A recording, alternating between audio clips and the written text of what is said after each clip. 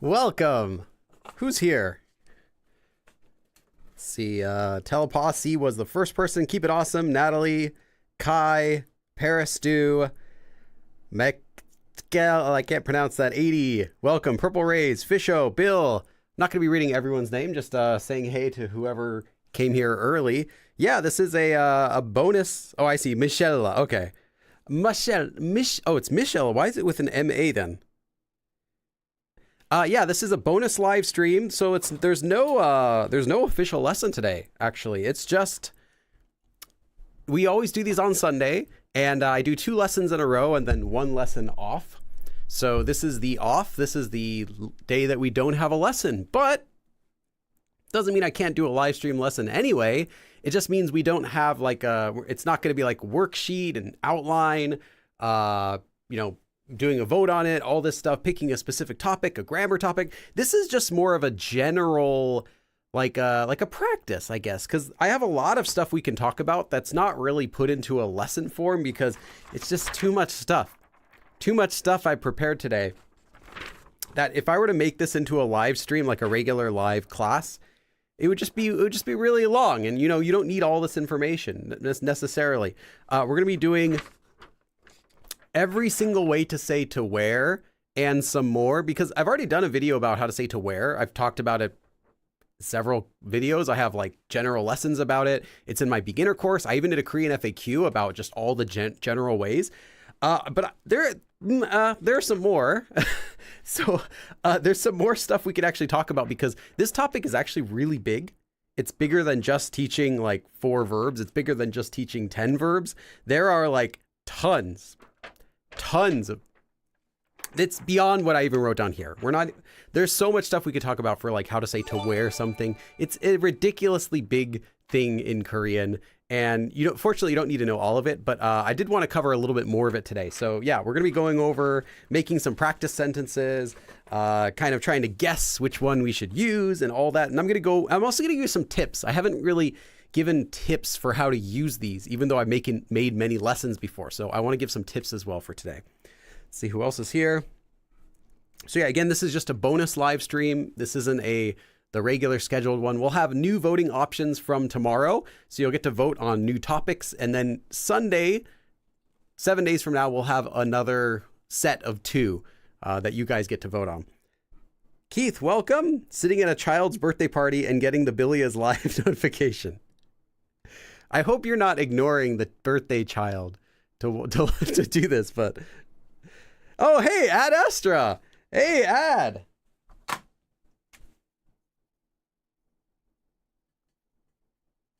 Ad Astra single-handedly supporting me turning on this live stream for today. Now I can tell my wife it was all worth it because Ad Astra joined my stream, and she'll be like, what the heck are you talking about? I'm like, Ad Astra, don't you see? And then I point to the board and she'll be like, oh, okay. Thank you, Ad Astra. Would you like to get your donation in dabs? I'll ask that as well. Learning for fun, you say. 빌리 무슨 한국 유튜버 가장 좋아하시나요?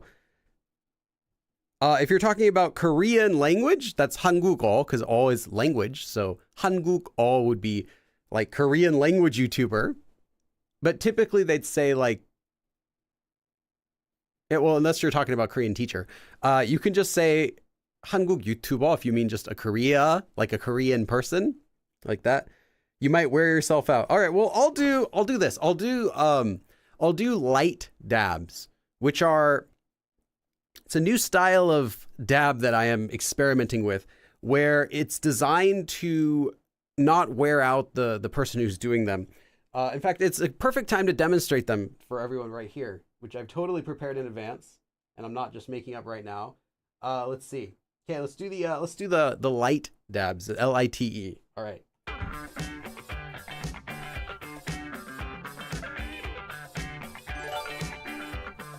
$10.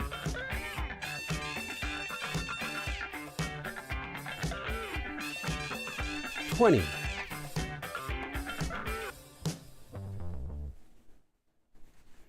30.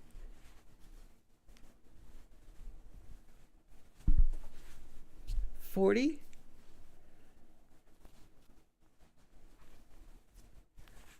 50 dabs. And I feel refreshed. It's like a nice stretch before you go on a run. They're in the pool. I'm good to learn. Okay, as long as someone's watching them, please, to make sure someone's watching them in the pool. Should be 한국인. Yeah, if you're talking about a Korean person, depends what Korean you're talking about. I have some Korean friends and they inspired me to learn Korean. Nice. Oh, hey, Mikey. I just want to beat Kai to the bunch of runs. Mikey. Is there some competition? Oops. Is there some competition I don't know about going on behind the scenes? You're both appreciated. You don't have to compete. Thank you, Mikey. I'll give you some light dabs as well, if that's okay.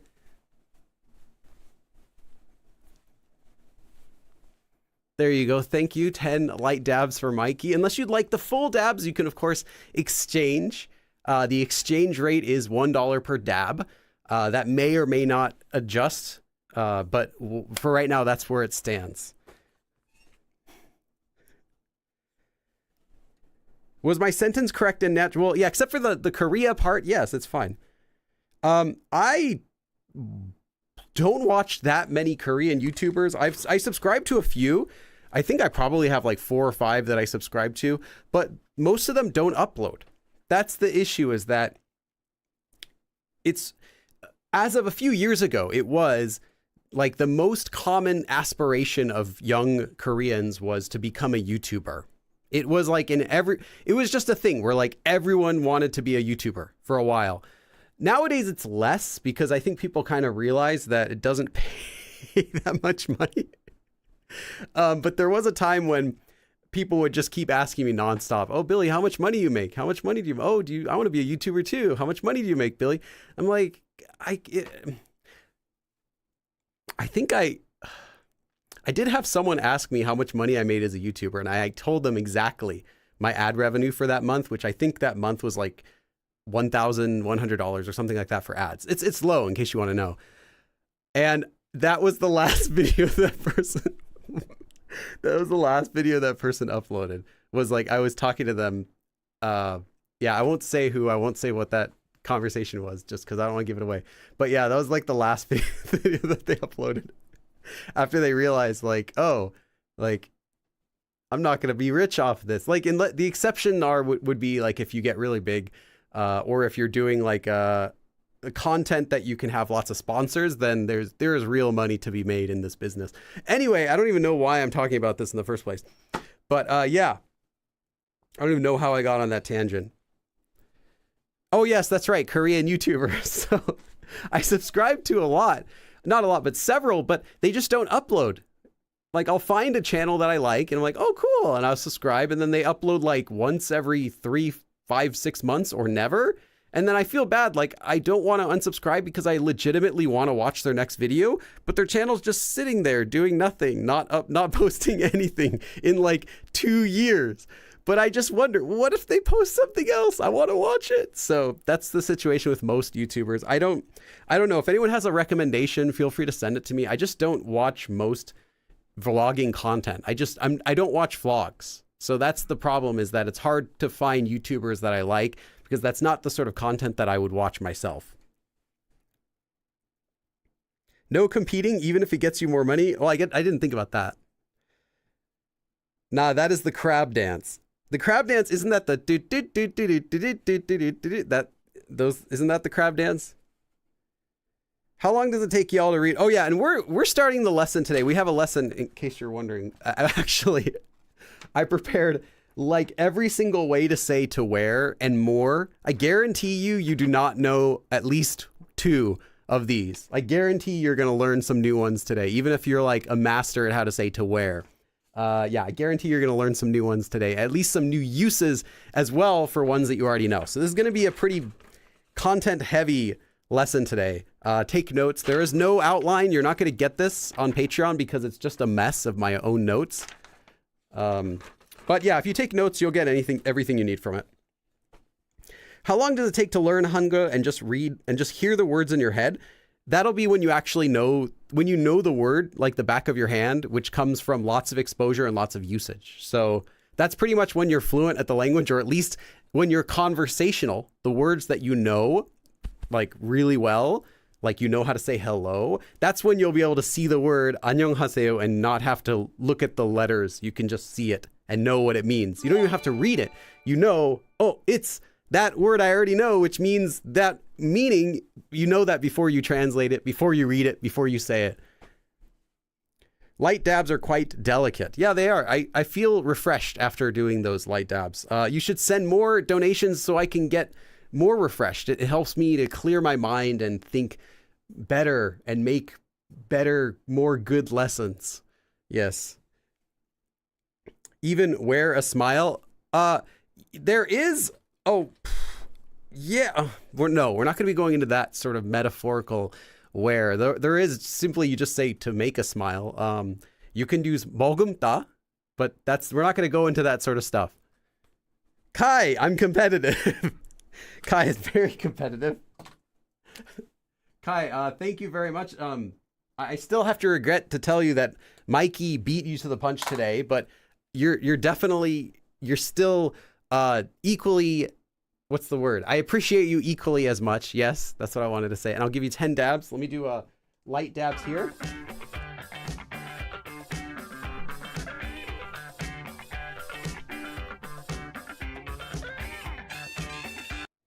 Any more of those light dabs, it's going to become a routine. I'm going to be like, yeah,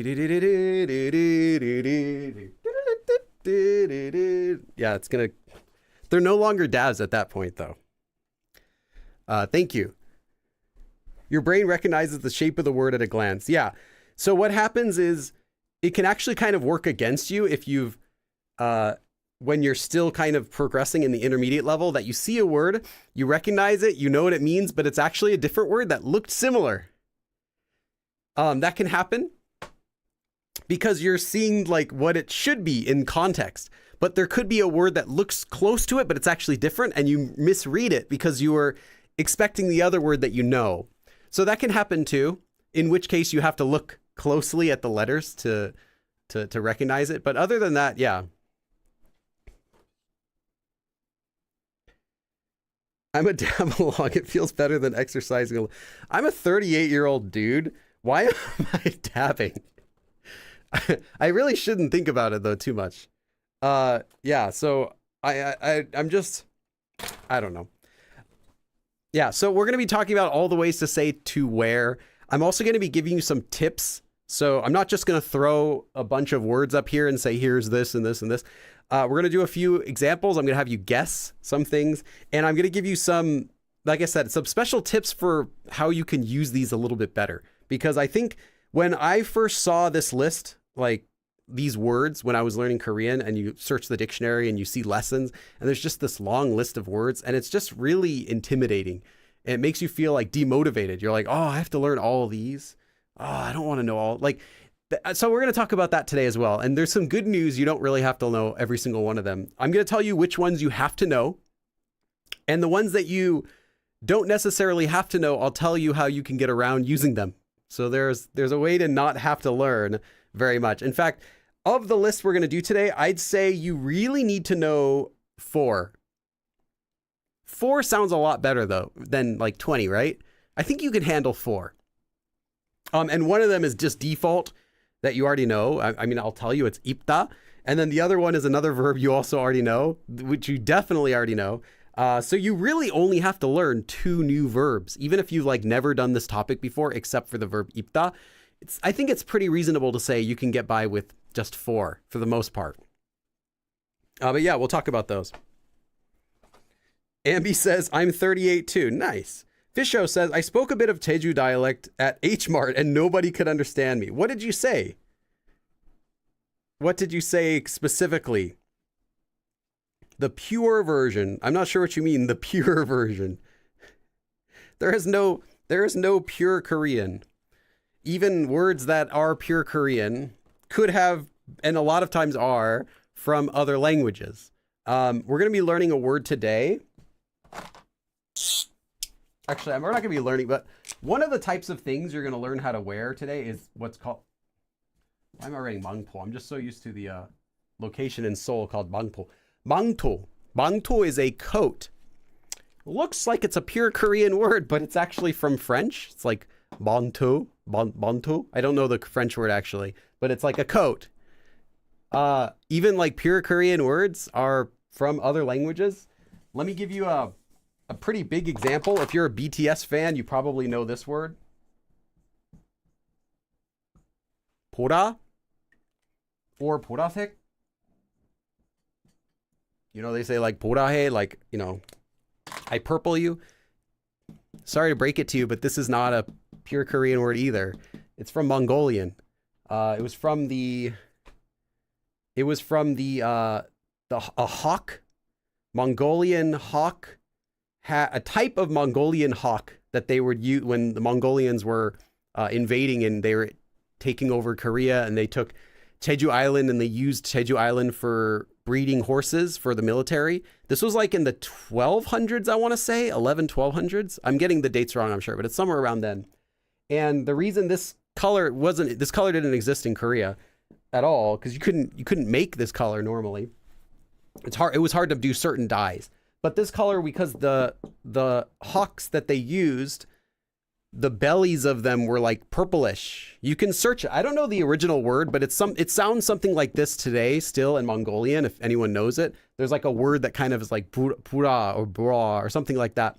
And that's like the color of the bird's chest. So that's where the word pura in Korea comes from. That Mongolian bird. So yeah, a lot of stuff. I mean, it's just the truth. Like, languages are just a mishmash of other languages put together, and it's really hard to say, oh, that word was developed in Korea. With a lot of words, it's hard to do that, because it's like, well, what about the word sarang for love? Is that a pure Korean word? It doesn't have hanja to it, but it may have come from Chinese. But if it came from Chinese, which word? Because there is no Chinese word that sounds like that. So there's like a lot of it's hard to tell. But yeah, there isn't very much pure Korean out there. Jeju is really unique though, just that because it doesn't sound anything like modern Korean. Ad Astra says, I'm 74 tomorrow. Oh, happy birthday. Early happy birthday. Yeah, the age range here is pretty crazy. I just asked, excuse me, where is the sweet potato? But I had to use Tokyo instead of Yang because I didn't want to think I was calling him a sheep. Yeah. Did you watch the Jeju video I made? I'm sure you did, but if you want to call out to someone in Jeju, of course you can use standard Korean. You just say, oh, Tokyo, Yogyo, whatever. But they also, one of the other ways that you can call it to someone is Yang. Yang. Like, hey there. I've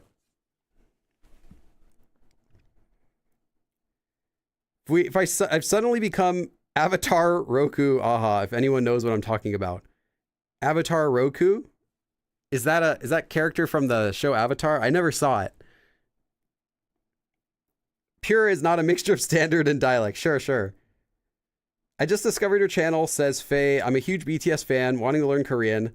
And first thing I hear is if you're a BTS fan. Yeah. No, it's just something because you don't realize this when you're first learning Korean, that it kind of seems like everything seems like magical. Like, wow, this Korean thing, this pure Korean thing. Oh, this part's from Chinese. Like you kind of just learn it like that. But then the more you learn it, the more you'll realize like, oh, it's like everything's just a mash. Just kind of like English is, taken from Romance languages. It's also taken from Germanic languages. You could say technically English is a Germanic language, but then if you go back far enough, English is pretty much the same like root as the Romance languages. Anyway, it's just like a mess. And then, we have words from old Roman stuff and words from all these other languages mixed together.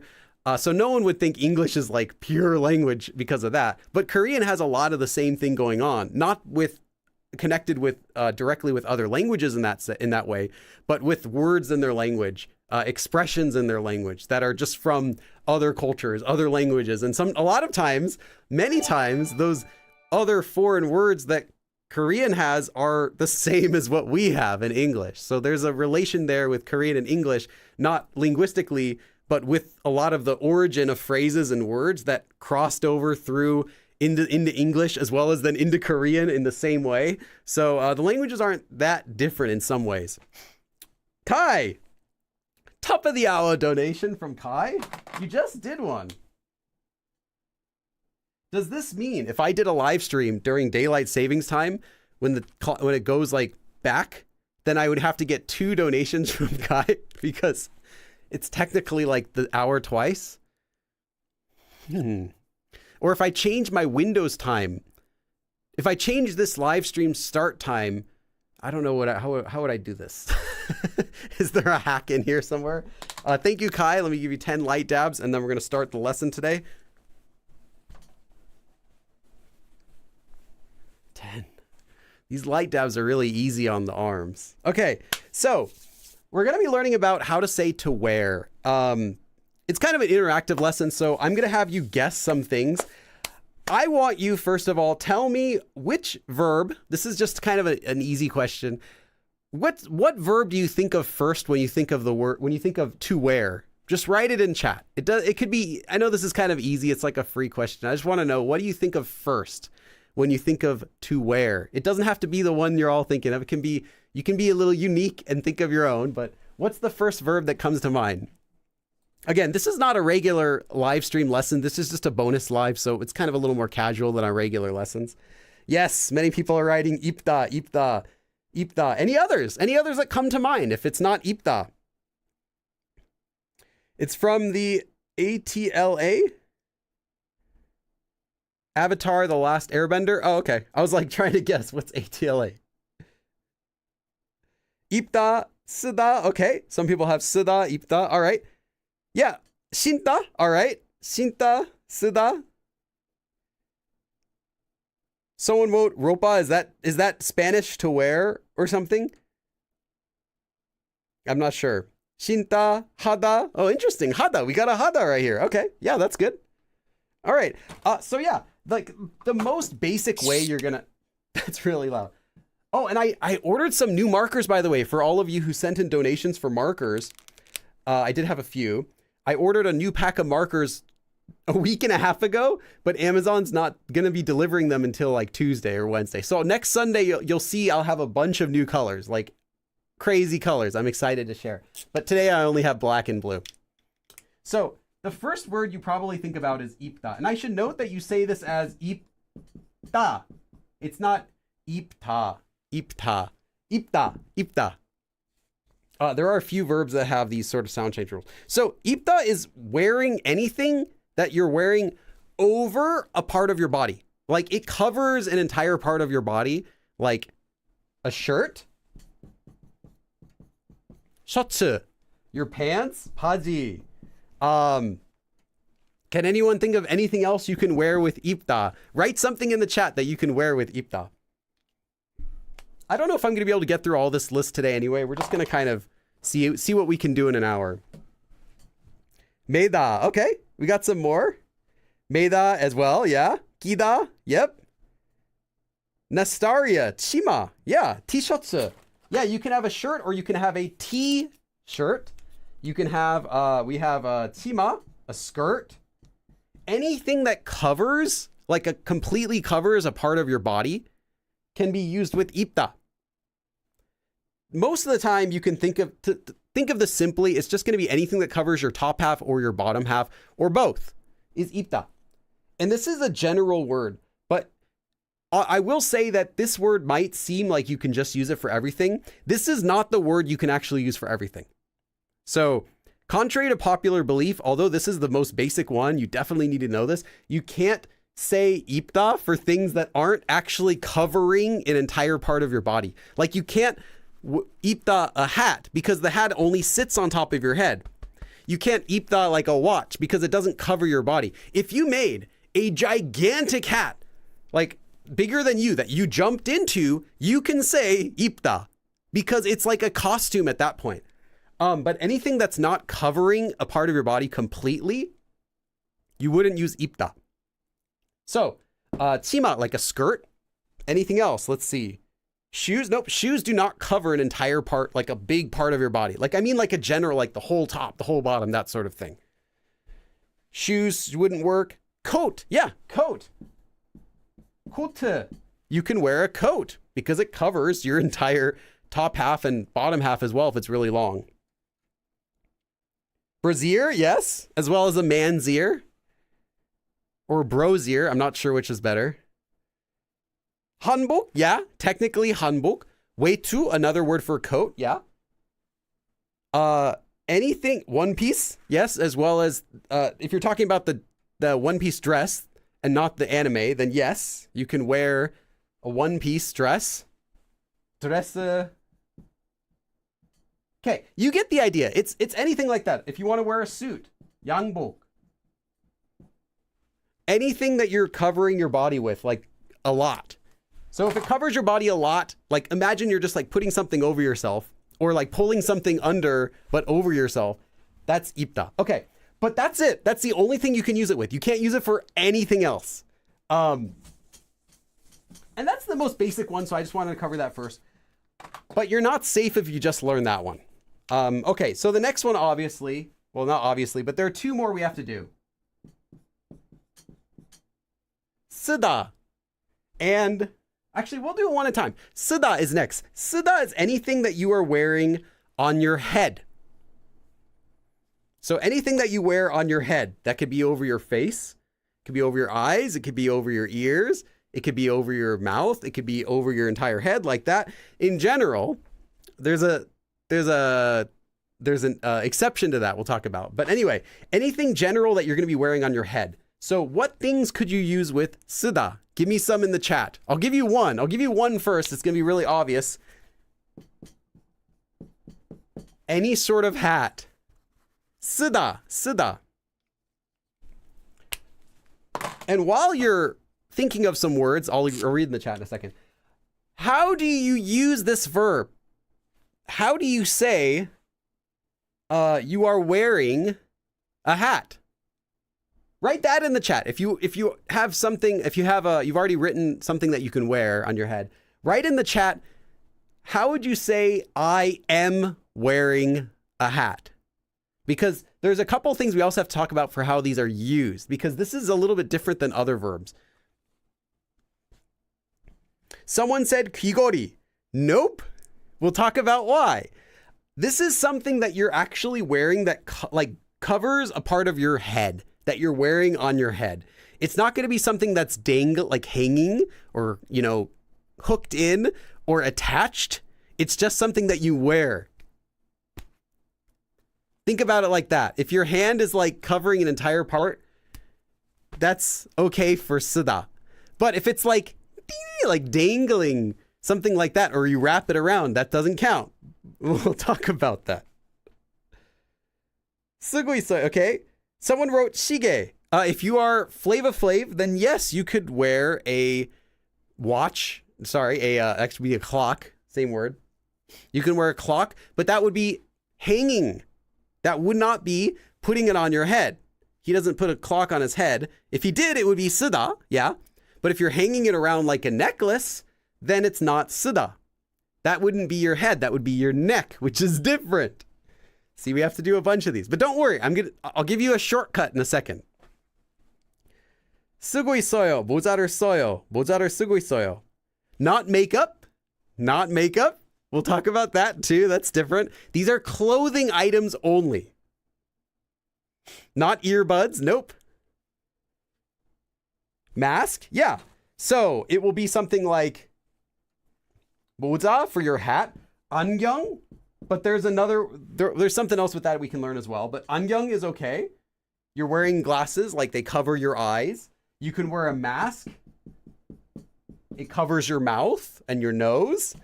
Or you can wear an actual mask, like a theater mask or something. Actually, I should write this again. That's too messy. 가면 would be like an actual mask, like a mask type of thing. A gas mask, 방독면 if you want.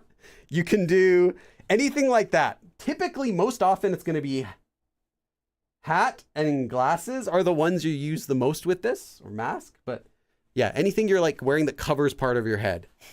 Okay. So then how do you use it? Well, many people wrote in the chat, there are actually a few ways you can use this. You can use 쓰고 있어요. So 쓰고 있다. And then you conjugate it like am wearing. Now, if you are at intermediate level and you already know what this form is, something else that you can add to your notes, literally this is that something is currently happening, right? Like 하고 있어요, like I am doing it right now. 가고 있어요, I'm currently going. So that's like if you are walking there, you are 가고 있어요. 먹고 있어요, you're currently eating. But then 쓰고 있어요, does that mean you're currently wearing? Like I haven't worn it yet, but I'm currently wearing. Just like you say 가고 있어요 doesn't mean you arrived, means you are going. 공부하고 있어요 doesn't mean you studied, it means you are studying. But then 쓰고 있어요 means it's already on your head, right? There is an exception for these wearing verbs. For every wear verb, they use it like that, or you can use it like this. And it doesn't mean that you are currently doing it. It can, but it also means, and it's commonly used to mean, that it's already happened, that you are currently wearing it.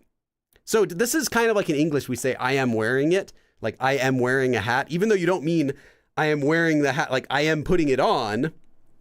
But in Korean, this actually has a double meaning. So this could mean 지금 쓰고 있어요, like I'm putting it on right now, but usually it's used to mean I am already wearing it. But you don't have to do it this way. You can also say 써요, I wear a hat, just in general. 나갈 때 모자를 써요. When I go out, I wear a hat.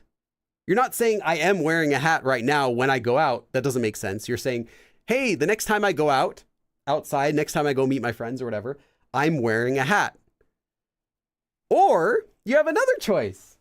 Past tense. 섰어요. 모자를 썼어요. I know I wrote this horribly. This isn't a regular live stream, so I'll give myself a pass. But 모자를 썼어요. I put on a hat. This is if you want to emphasize that the action's already completed. Like I'm not doing it anymore. It's done. You can say 바지를 입었어요. I wore pants today. that's fine. It also means I'm wearing pants. But if you typically, most of the time, you're going to use it like this. Just know that it's totally fine to use these two if you need to use those tenses. Like if you need to say the present tense, like I wear a hat every time I go outside, then you'd use this. 써요. Yesterday I wore a hat. 썼어요. Or today I wore a hat in the morning. 썼어요. Right now I am 쓰고 있어요. I am wearing a hat. So that's the general way you're going to use the different tenses. But there's one more thing I wanted to mention. Let's say you're really intermediate and you know how to use action verbs as adjectives. So you want to say, I want you to make this sentence. I saw a man wearing a hat. So I'll give you the start. Then we're going to use 쓰다 here somehow. 남자를 봤어요. So I saw a man wearing a hat. How would you say this sentence? I'm curious where you're at. I'll let you know this isn't really a trick question though, but I'm curious how you're going to do this. If you're already intermediate, if you're beginner, just don't worry about this. This is a different form, but how do you say, so literally a man wearing a hat. So I saw.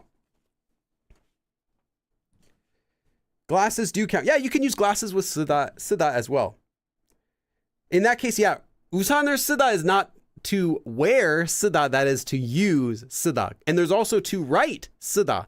And there's also to be bitter 쓰다. Yes. 가발. Yes, wig is also 가발.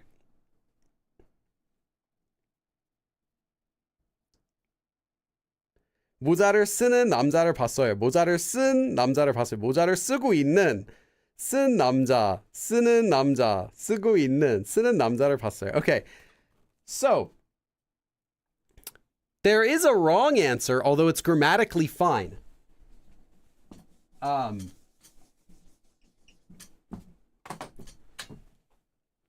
let me give you a few options.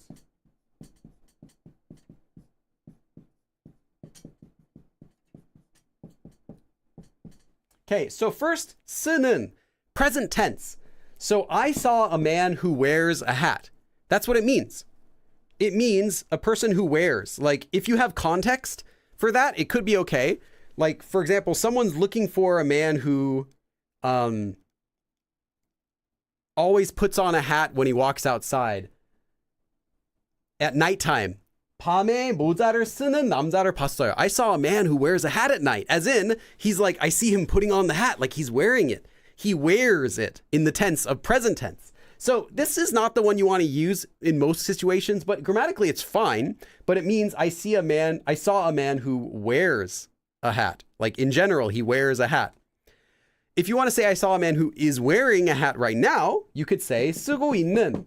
Right now, again, this is the progressive tense, which is like something happening at the current moment. 모자 쓰고 있는 남자를 봤어요. I saw a man who is right now, if you went there, you'd see that he is wearing a hat. Or 쓴 남자, past tense. I saw a man who wore a hat. As in, I saw him, he wore a hat, he had a hat on. I don't know if he's wearing it right now, but at that time he wore a hat. And this is actually really common as well. If you don't need to emphasize that it's currently happening right now, like you know that they're probably still wearing a hat. If you don't need to emphasize that it was currently going on, just that had happened, you can just use the past tense for all of these verbs. So same thing with Ipda. You can say 셔츠 입는 사람, like a person who wears a shirt. No. 셔츠를 입고 있는 사람, a person who is wearing a shirt. You see someone walk by, they have a shirt on. Okay, 입고 있는 사람. But you could also say 셔츠를 입은 사람, a person with a shirt on. The meaning is pretty much the same. 셔츠 입고 있는 사람 versus 셔츠 입은 사람. The meaning's pretty much the same, but the nuance is different in English. I saw someone who was wearing a shirt. I saw someone who wore a shirt. You can say both, but both of them are common. So just depends on what nuance do you want. Do you want to say, right, like it's happening right as you say it? Or do you want to say they just simply wore it? It's not important. I'm talking about the person, but yeah, they wore a shirt like that. Maybe they are, or maybe they aren't wearing it right now, but I definitely saw them. They had it on. They had worn it. So just know that both of these are fine to use in case you're, because I used to be really confused about that. Like, which should I use? You're fine using either. It's just a different nuance, but you probably don't want to use the present tense, 입는, unless, like I said, there's some context that would make it natural to say, I saw someone who wears a hat like that, or who wears a shirt. In that case, you can use it, but most of the time it's going to be progressive tense or past. Okay. So we've done just 2 verbs, but there are a lot. So I'm going to try to go a little bit faster. The next one is 신다. And this one also is pronounced as ta. 신다 is wearing anything that you put on your feet. Something, not just something that you put on your feet, but something that covers your feet. Like it goes actually over your foot. I'll give you one example. Actually, no. You tell me. Give me an example of something you can wear on your feet. I thought of at least like 4, like right away.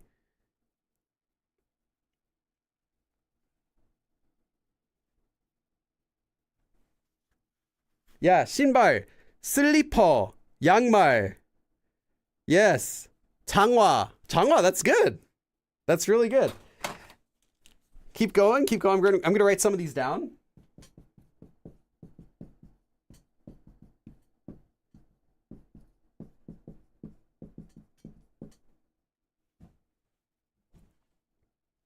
운동화.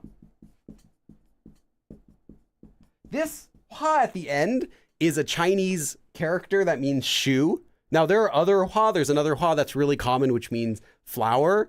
But this one means shoes. So if you see someone say they wore something that ends in 화, you can know that it's shoes, because there's like 운동화, there's 장화, there's a lot of different 화 that you'll see. Boots, yeah, boots. Socks, shoes. Anything you wear on your feet, you can use 신다 to wear it. And this again, all of these verbs that we're using work in that same way. 신고 있어요. 신었어요. 신어요. 저는 장화를 신어요. I wear 장화, rain boots. I wear rain boots. If you want to make that sentence, go ahead. Most of the time, the context isn't going to fit giving that answer. Like, when are you going to say, I wear 장화? Unless someone asks you, what do you wear when it rains? 비가 오면 뭘 신어요? 뭘 신고 다녀요? What do you wear around when it rains? Then you can say, 저는 운동화를 신어요. I wear just tennis shoes. Then you can say the present tense. But most of the time, someone says, 뭘 신고 있어요? What are you wearing? In which case you'd answer, 장화를 신고 있어요. 고 있어요. Or, what did you wear yesterday? 장화를 신었어요. Or, what did that person wear? 장화를 신었어요. They wore like that. So it just pay attention to what tense you want to convey, but it's actually very similar to English and how this works. So it's not like you have to think about some weird tense mathematics or anything. Just do what you do in English and you're going to be okay for this. 구두. Yeah, 구두. Okay, it's time for a new black. Gonna throw this out. Okay, I have plenty more black pens. I only have one more blue pen, so I ordered some more. Oh, that's nice. Yeah, 구두 are dress shoes. Specifically, these are dress shoes. I think they think that the word came from the Japanese word as well that they have for shoes. And just another word like origin things. Okay, so dress shoes, rain boots, tennis shoes, socks, shoes, slippers, sandals, anything like that work. Okay, that's pretty easy. So with those 3 words, you can wear like 90% of the things you have to say you're going to wear. Though it still leaves out a lot. So I'm going to give you one more word that you can use toward the end of this lesson. I'm going to give you one more word that is useful in case you forget any of these other words. In fact, I don't like doing clickbait, so I'm just going to tell you right now, but I'll give you the lesson in a second. After we do the rest of the verbs, I'll come back to this. But if there's a word that you don't know how to say, and you want to say where and you forgot what it is, but it's not like Ipda, shinta, suda, not one of those basic ones. But another one, you can actually get by using hada, literally just to do. 해요, 했어요, 하고 있어요. And we'll talk about this. I'll give examples of how it works and how it doesn't. But I'll just let you know right now, if you know this one and the other three we just learned, you can do like 98%. I'm just making up this number here, but it's going to be most of things that you have to wear. You can get by with this. Like I said, again, I'll go back and I'll talk about it in more detail in just after we do a few more. Okay. Chada. Does anyone know chada? Chada is something that you wear specifically by hanging or attaching it. The key word to keep in mind for this one is something that it's attached, something that attaches to you. So it's not like something you're just like putting over your shoulder or like balancing on your head or something like that. It's things that you're hanging and now they're attached to you. So this will be, or it doesn't have to be hanging, but something that you either hang and attach onto you or simply attach onto you. That's a bit vague. Let me give you some examples though. I'm not going to have you have to do this because these are kind of, like I said, it's not as intuitive as you might think. So, 팔찌, bracelet.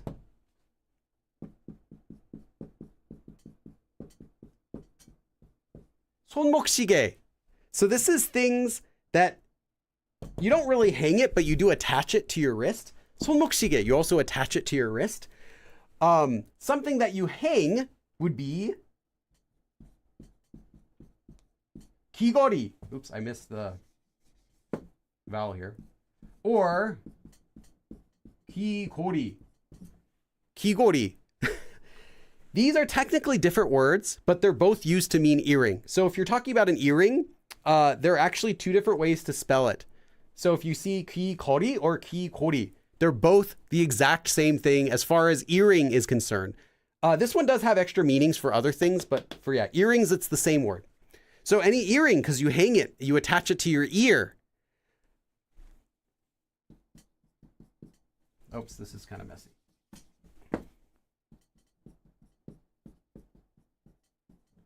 목걸이. 목걸이 is a necklace. Literally in the word, 걸다, which we'll talk about, is another verb. 걸다 means to hang something. So 목 is neck. 거리 is something that hangs. So literally this is something that hangs on your neck. And then 귀걸이 is something that hangs on your ears. This is a different 고리. This is like a ring 고리. There's a 열쇠고리, which is like a key ring. So this 고리 is ring and this 거리 is hanging. So it's like something hanging on your ears or a ring on your ears. But in that way, they both mean earring. So yeah, this is the 거리, like hanging. So yeah, it's just a necklace because you attach it to yourself by hanging it to your neck. Another thing that you can attach to yourself. So like, what other, can you think of anything else that you like do this and attach it and then you keep it around your body? Is there anything else you can think of like that? There's one more I want to write down, but I'm just curious if anyone can think about it.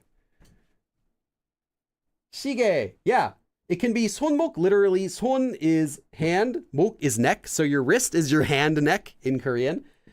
시계 is a clock or a watch. So a wrist watch, but usually people just call it 시계. Does 목도리 count? No, 목도리 does not count. I mean, you could use 차다, they'll understand you, but 차다 is for something that you kind of attach around like this. Whereas a 목도리 is something that you do around your neck or you wrap it. Yeah, someone got it.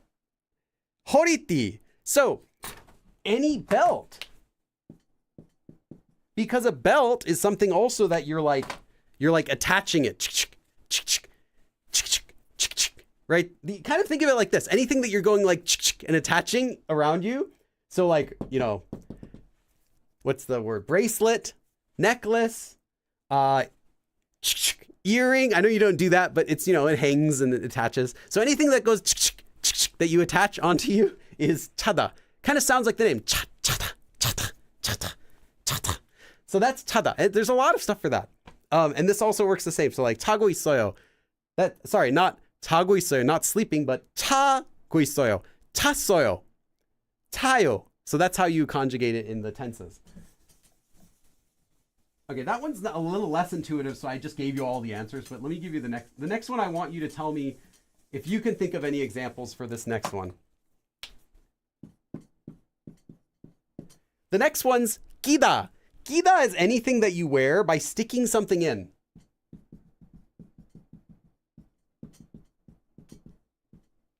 Can you think of anything that you could wear by sticking some part of your body inside of it? Oh, and while you're thinking of that, I'll tell you that this is actually the same as 끼우다, but that you're not going to see people use 끼우다, but it's originally a shortened version of 끼우다. But you'll usually just see it like this. In case you see 끼우다 instead, you'll be like, oh, I totally know what that means. It's the same thing. Yeah, bracelet. ID tag on a lanyard, okay. Piercing? Do facial piercings count? I guess so. I'm not sure. I don't know anyone who has facial piercings to verify that. piercing을 would you use?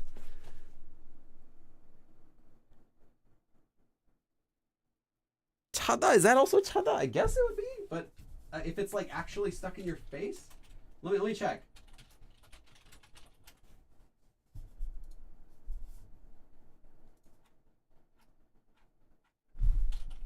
It's probably not the best place to check here. Let's see. I guess 하다.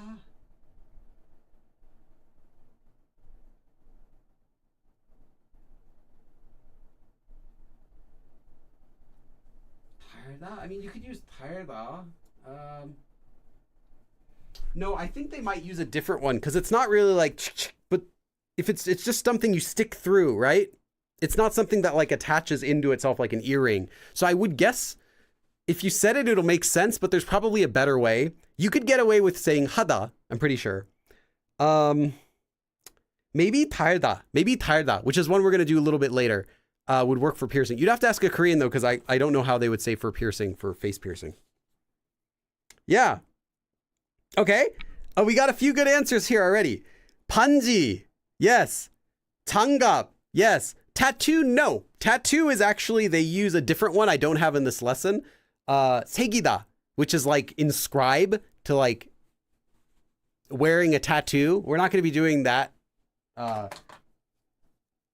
so 반지. So anything you stick is, so you stick your finger, I'm not going to do the motion. You know what I'm talking about. You stick your finger inside of the ring, as well as gloves. You put your hand inside of a glove. But there are more. There are more things that you use for 끼다, because I said something you wear by sticking a part of your body inside it. It also works for things that they themselves stick inside of you that you wear. By that I mean earrings. Again. Yes. That means, and I should give you a disclaimer right now. This is the first time you're seeing it, if you're learning these for the first time, but there is a lot of overlap in these verbs that we're learning today. So you might see one person's lesson, maybe a Korean or someone else does a lesson about how to say the words for to wear, and you'll say, wait, why are they teaching it like this? But this person says it's like this. Because there is a lot of overlap in this. A lot of words are like, the way that we're learning them, okay, is like something you wear by sticking something inside, or it sticks inside of you, like that. It's really vague, right? Even the last one, like something you wear over the whole part of your body, but like that's vague. Something you wear on your head, but like not here, not. All of these definitions are kind of vague because they'll mean something like really simple. Like 차다 just means like to hang something, or like attach, like install something. So like, what does that mean? Can you not install like this? Like I can only install these things? The definitions of all of these words are a bit vague, so you end up with a lot of overlap. So this word 끼다, not only can 차다 be used with earrings, but you can also use 끼다 for earrings. Can you think of anything else? Actually, can you think of anything else that might work with 끼다? Is there anything else that comes to mind? NLSWWSE said also sugap. Yeah, that's right. Handcuffs would also be chada because they're like when you put them on. Anything that's like is chada. Hopefully that'll help you. 안경, yes. Not 양말. 양말 are 신다. That's for things on your feet. What about those hairpins they wear in historical dramas? They stick them in their hair. Ah, that's different. That's different because that's something that you're skewering. 꽂히다. That's a different verb. 꽂다. Either one of those. Some bracelets slide over your hand and don't have clasps. Well, it doesn't really care if you have a clasp or not, but it'll still be 팔찌 would be 차다 for that. Like I said, some of these are a bit vague. So if you use something else that seems like it should be right, but it's not, no one's going to correct you. They're just going to say, "Oh, okay." And even Koreans themselves can sometimes be like, "Well, wait, do I say this one or this one? Oh, I guess they both sound okay." So, earrings are one as well. Also, earphones. If you have like those little the Apple earphones, these are also 끼다. But there's another thing.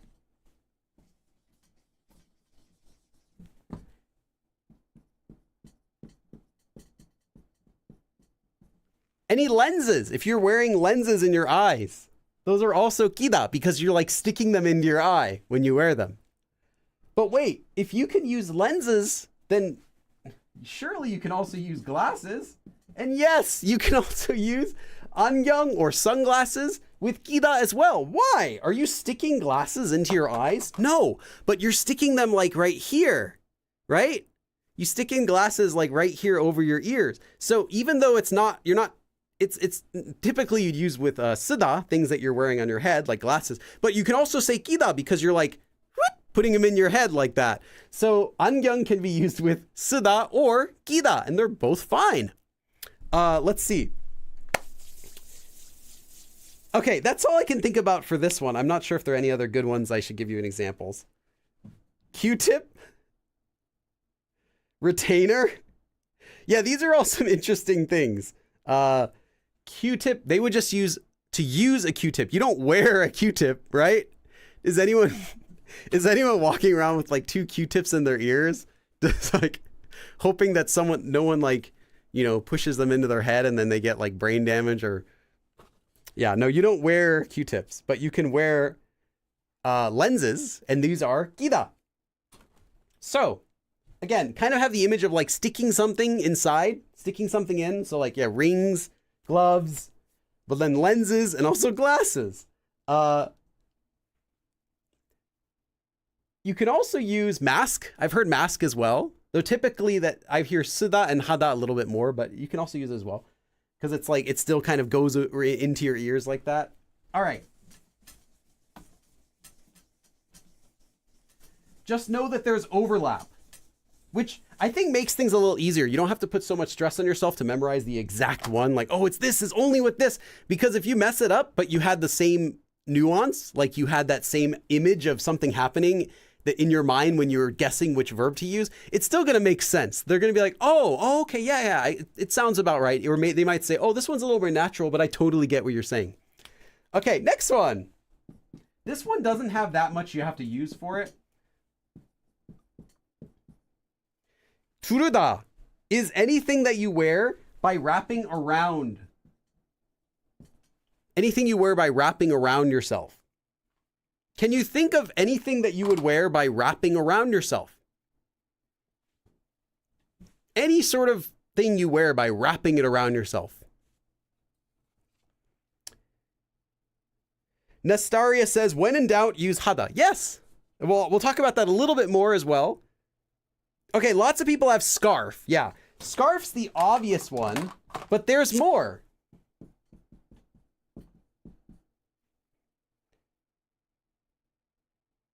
I guess we could do the other ones as well. Yeah, there are a couple more that I have written down here. There are also a few more, but there are 2 more main ones that you'll hear. A toga, sure, toga. If you wear anything like that, that goes around that you wear by wrapping around you. Not a belt. Typically not a belt. Let me see here. If there is... You could use it with bandages if you're like putting the band, like wrapping it completely around. A cape? Yeah. Yeah. Robe, you would not use this because you're not wrapping you're not like wrapping it around your body. You're putting that on. There's a different one you can use with robe, which we'll talk about in a bit. So 목도리 is the most common. That's like the number one, but you also could use this for like what's the word? Apron. 앞치마. Literally a forward skirt. So like an apron, you wear it like you kind of wrap it around yourself and you tie it in the back. Apron also is using this word. And then the other example I gave you in the very beginning, manteau, that French word, manteau or whatever. It's like a big, like a cloak, right? I actually don't know the exact French word, but because I don't know much French. So this would be like any sort of cloak. You wear it like, you wrap it all around you. So turuda. But 99% of the time when you use turuda, it's going to be for 목도리.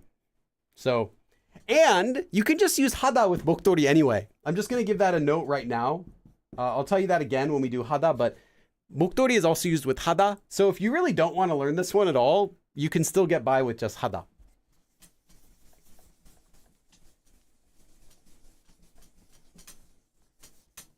Okay, now let's do a big one.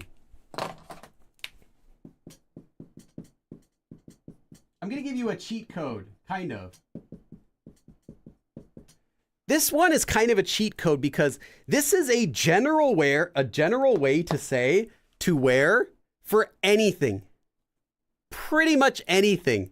착용하다 is to wear, and you can use it with anything. You can wear a watch, you can wear a hat, you can wear a shirt with this, you can wear socks or shoes with this. You can wear hanbok with this. You could wear a coat. You can wear anything you want with 착용하다.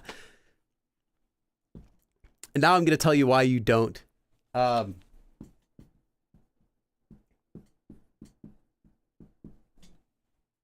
This word has not a heavy formal sound, but it has a little bit of a formal, like I'll say slightly fancy feel to it. So it's not like saying they wore a shirt, but it's like, they bestowed down onto their body this, I don't know, it just has like a slightly fancy, weird feeling to it. You're not going to hear this with regular things, even though grammatically you can use this with anything. Most of the time, you're going to use this with traditional clothing. Can anyone think of any traditional article of clothing that you might want to use this with, where it's okay to have a fancy feel to it? Can anyone think of anything? I don't know, maybe starts with an H, rhymes with banbok. Is there anything you can think about? Donned. That's the word I was trying to think of, like some fancy English word we have. They hast donned the cloak of invisibility, and hitherto forth must therefore be gaunt to ergo. It kind, hanbok, yeah. Suit. 속옷. 속옷 can be just ipda. You're fine with ipda for that. So 속옷, literally 속 is under, like within, and 옷 is clothes, so it's like your underclothing. It includes underwear or anything like that, and that one can also just be ipda. I donned my rose and wizard hat. Yes, you can use. Yes, you can use that with 착용하다. So just know that this is a cheat code, because if you want to be 100% accurate and you're giving a speech, and in the middle of the speech you're like, oh no, I don't know how to say where.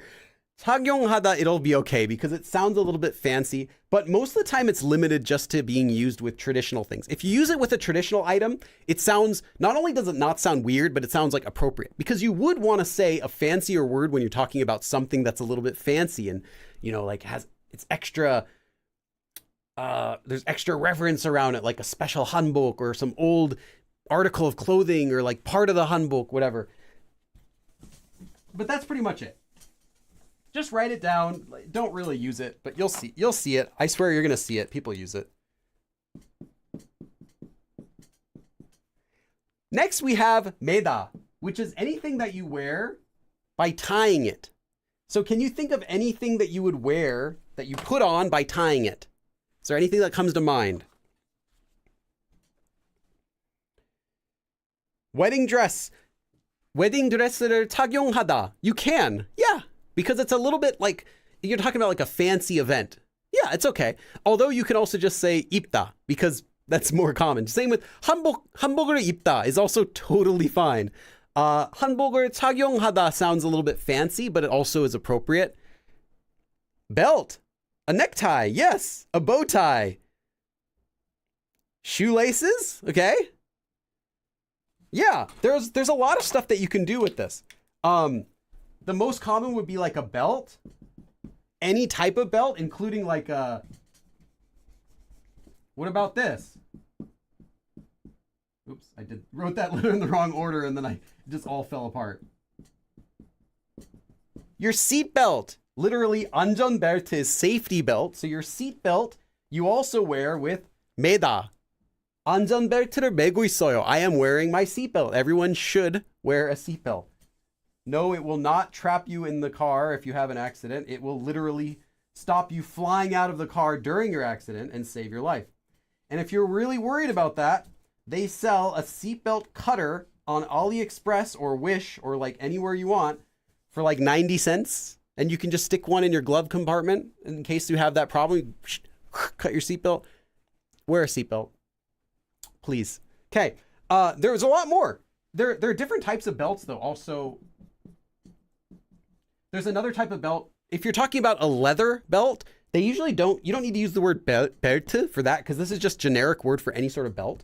Hyokdae is like a leather belt. Like that's the actual type of high quality belt that you would buy that holds up your pants. I'm wearing one right now. This would be called a hyokdae.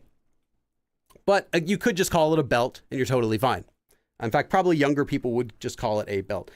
There's another word for belt though. Someone said it in chat before, 허리띠. 띠 is a belt. It's a pure Korean word for belt. 허리 is your waist, your hip. So literally it's like any sort of belt, not specifically a leather belt, not just a belt in general, but like a standard cloth belt that holds up your pants is a 허리띠. But you'll still see people calling it 허리띠. Unless if you're not talking about like a leather belt, you'll hear this word as well. Let's see. Necktie. Someone said necktie. Yes. Any sort of, you're wearing a tie. That's necktie. You can wear that with 매다. There's more though. 머리띠. So again, the same 띠 for belt. In this case, 머리띠 is a belt you put on your head, which would be like, what's that? Like a bandana? Like you're wearing like one of those headband. That's the word. Headband. 머리띠. You also use with 매다. And then there's another one. You can also use 스카프, a scarf with 매다. Because, I mean, yeah, you do wrap it around your head, just like 두르다. You can use 두르다 with scarf, but you can also use 매다 with scarf because you're not just wrapping it around, but also you might like, you might tie the scarf. So in that case, you can use 매다 or 두르다 with a scarf or 목도리, right? So they have some overlap. Like a scrunchie. Scrunchies you don't tie. Scrunchies you put over, you insert. So that would be the same, that would be tada because you're putting it over your wrist. Unless you're wearing a scrunchie in your hair, would that be tada as well? I guess that would be tada as well. Gida? I'm not sure what they would, I've never seen a scrunchie. A Korean, if there's a Korean watching, help me out. What would you use for like a scrunchie, like a hair tie? If it's like already like that. I could just go ask my wife real quick. Let me just ask my wife real quick. So I'm actually kind of curious.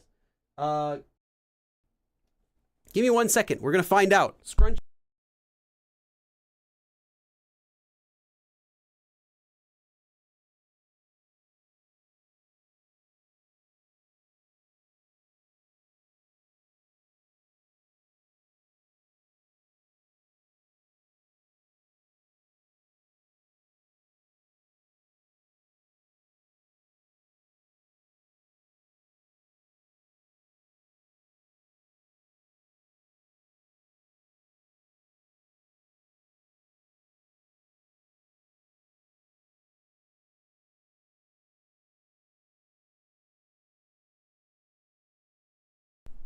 She has no idea. She's like, wouldn't you just say like the 머리 끈으로 묶다, like to tie your hair with a little like a rubber band or something like that? And I'm like, well, what about actually just saying wearing the thing itself? And she's like, so I would just go with hada, but I would ask if there's any Korean out there to verify to see if there's a ribbon used with meda. Yeah, you can use ribbon as well. So anything that you're like tying is meda. So if you're wearing something that you have to tie it around, then it would be meda. I'll just say that.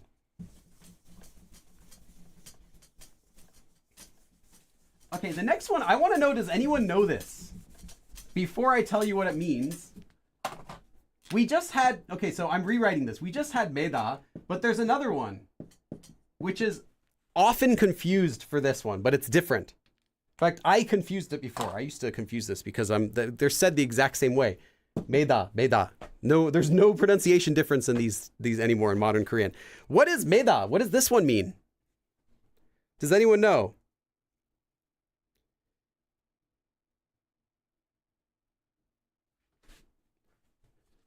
Does anyone know what this is? Wear something that hangs from you. Nope. Not quite. Hangs over you. Yes, that's better, Keith. That's really close. Like a bag. Okay, yeah. Shoulder. There it is, Bill. You got it. The key for meda for this one is shoulder. Now, I'm going to say something. If you mess up this with the other one, welcome to the native Korean world. You are now a native level Korean speaker. If you mess these up, if you use one or the other, literally people use them wrong so much that it's like I used it wrong all the time too, because I would hear everyone else using it wrong all the time. No one really cares, but technically meda is the one that's tying something. And then oi, this one. Oh, and by the way, this is how you spell. So if you want to spell something for someone and you have these two vowels, the way you spell any word in Korean is by saying one vowel after the other. So if you want to spell it, you say o ah. And this one, ah e. And this one, o e. So if you're asking how to spell something and you're like, "Oh, do you spell it like this?" You can say o ia, ah ia. Like you're asking, is it o e or is it ah e, meaning this or this? So just so you know, and the reason is because this literally is oi. It's supposed to be originally these two vowels combined. That's what a diphthong is. That's what all the diphthongs are. They're just two vowels combined. Oa. So like uo is u o. You don't have to say uo because it's kind of hard to tell if you're spelling something. So you can say the vowels individually. So here, a e. This one is mium o e. That's how you would spell it. So now you know how to spell stuff in Korean for people, assuming you know the letters of the consonants, the names of the consonants, I mean. So meda with oi is how you wear something over your shoulder. Specifically, it's over your shoulder. And can you think of anything that you would wear over your shoulder? If you're Luke Skywalker in Empire Strikes Back, then you would be wearing 요다를 메고 있어요. He is wearing Yoda over his shoulders. Okay, a backpack, a bra. You don't wear a bra over your shoulder. I guess if you're like really chill and you just like sling it over your shoulder and like walk around before you get arrested, you'd be really cool. But no, you wouldn't wear anything. You wouldn't wear that over your shoulder. Pretty much, it's just going to be bags, backpacks. Yeah, Mikey says ChatGPT may be lying, but it says 머리끈 묶다. Yeah, that literally just means tie a hair scrunchie. So you would just say that. Like, there isn't anything special, like you would wear it. It would just be, you say 묶다, which is literally the verb to tie something. Piggyback ride. No, piggyback ride is different. 없다, 업어주다, 업히다. These are the words. It's a different word for giving someone a ride on your back. So I know I was kind of joking about meda with Yoda because technically Yoda would be 없다, would be 업어주고 있었어요. Like he was giving him a piggyback ride. So yeah, don't really use it with Yoda. I'm sorry. I'm sorry for giving that example. It just came to mind. No, this is something you sling over your shoulders. So it's really just going to be a bag or backpack. That's it. That's I searched and searched, and that's the only thing you use it for. At least anything that's still used commonly. Yeah, handbag, straps over the shoulder. Cape? No, cape you would use. Cape, there's a different verb that you can use. Although you could get away with using cape with this. That's not what it's typically for, because it's specifically something over your shoulder, and you don't use cape. Cape doesn't just go over your shoulder like this. Cape goes over your entire body, right? Just like the same way when you wear a shirt, it's not like just going over your shoulders like this. This is meda. So if there's anything you can wear like this, it's meda. With exception, not a person though. That's a different verb. And you don't say wear a person anyway. We're not going into that territory. That would be, if I tried to go in every single thing you could hold on your body, we'd have to go kajida and all these other verbs. So yeah, 가방, pretty much it. If you're wearing a bag, it's all E. But if you spell it wrong, I'm not gonna care. Your test will care. Okay, let's do a different one. Let's do a totally different one. 바르다. Does anyone know what 바르다 means? Actually, I'll tell you what it means.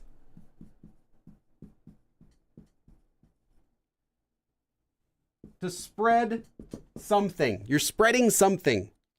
Like you're spreading something on something.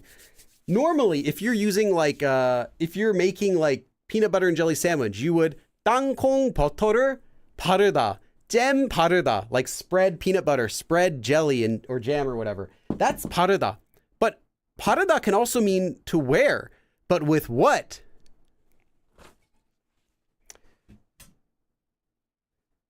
Not to spray. We'll do to spray as well. That's next, actually. To apply, put on. Yes. Makeup. Makeup. We have sunblock, cream. Not bed sheet. We're gonna use. These are just for to wear. Yeah, facial cream, sun cream, skincare, lotion, 연고. Anyone? Oh, that's a really good one to know. This is not a word you're gonna easily find on your own. We would call this neosporin, but 연고 just means ointment.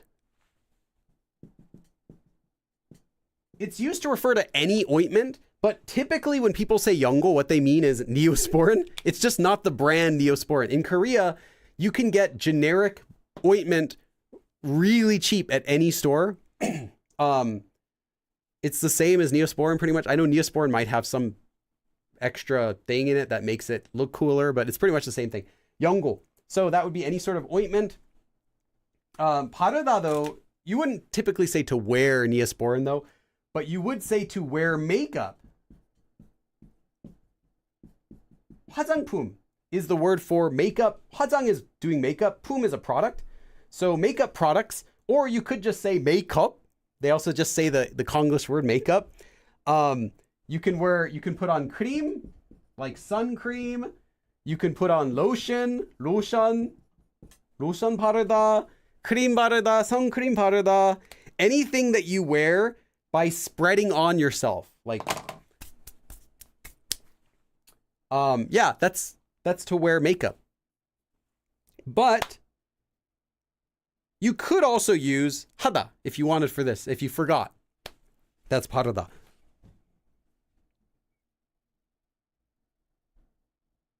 I just have to think about putting on sunblock and I did.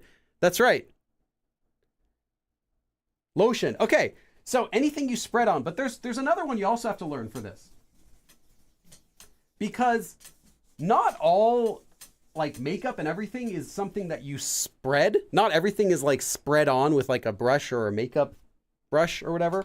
There's another type of thing you might wear that's related to this that you might want to use a different verb. 뿌리다. 뿌리다 means to spray. Now, 뿌리다 doesn't just mean to spray something with a spray bottle. It can also mean to sprinkle something. Excuse me. Like if you're putting, you're doing like this, right? You're putting salt.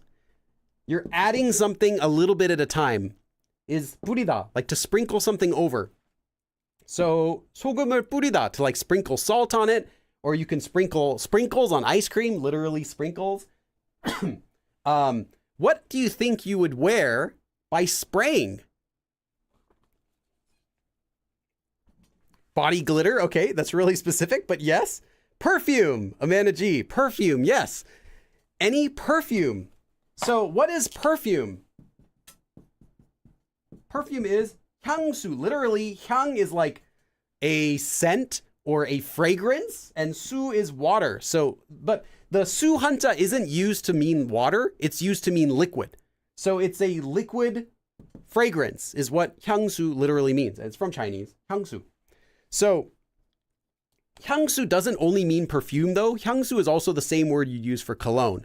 So whether you're, I know in English we kind of just like, if you're a guy, you can wear cologne. If you're a girl, you wear perfume. Kind of like you think of them as like gendered almost. In Korean, it's the same word.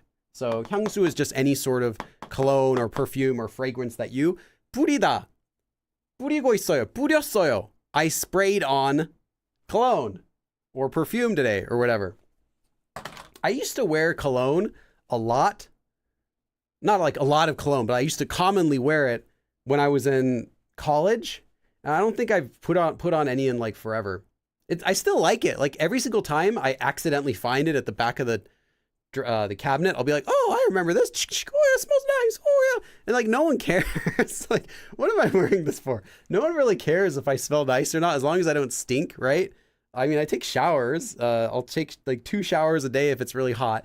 So like, I never smell bad, but I guess I just don't really care too much about this anymore. But yeah, 뿌리다. Okay. We're almost done with the main ones that you need to know. So there's one more that you do need to know, and I mentioned this already, and that's 하다. 하다 is just the regular verb meaning to do. So it actually doesn't mean to wear, but this one can mean to wear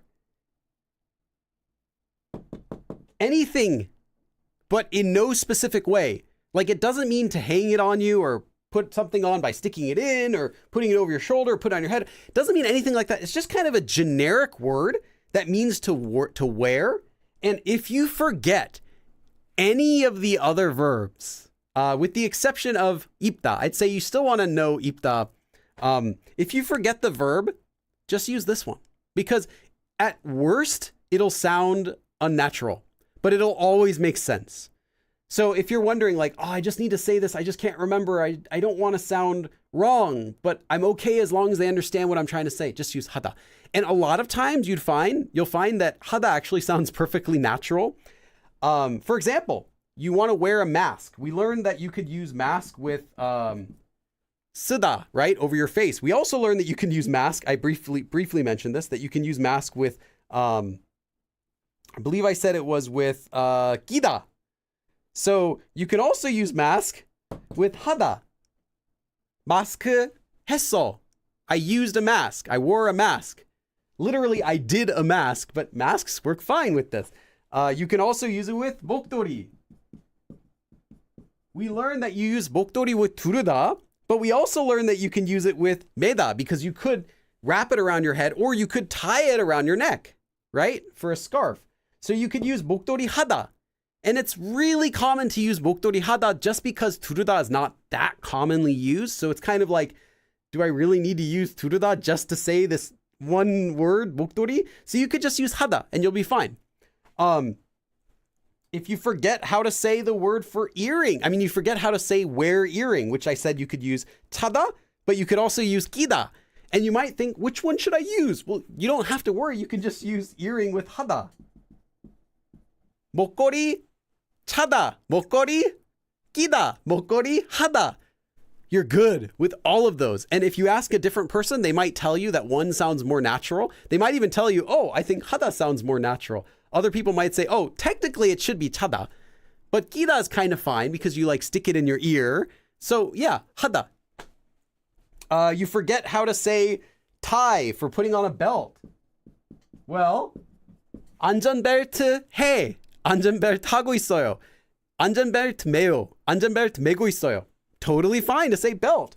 Any hairstyle. 머리 했어. I did my hair. But you could also say any hairstyle. 했어, like I did any hairstyle. I'm wearing any hairstyle. If you want to say wear with a hairstyle. 하다 is fine for that too. You can also use 향수. Remember, say you forgot the word for makeup. Or even 향수. So I'll just write 향수 so I don't have to write perfume and cologne. So you forgot the verbs 바르다 for to spread and 뿌리다 for to sprinkle or spray. You can just do 화장품 or like sun cream or whatever. 향수 했어. 하다.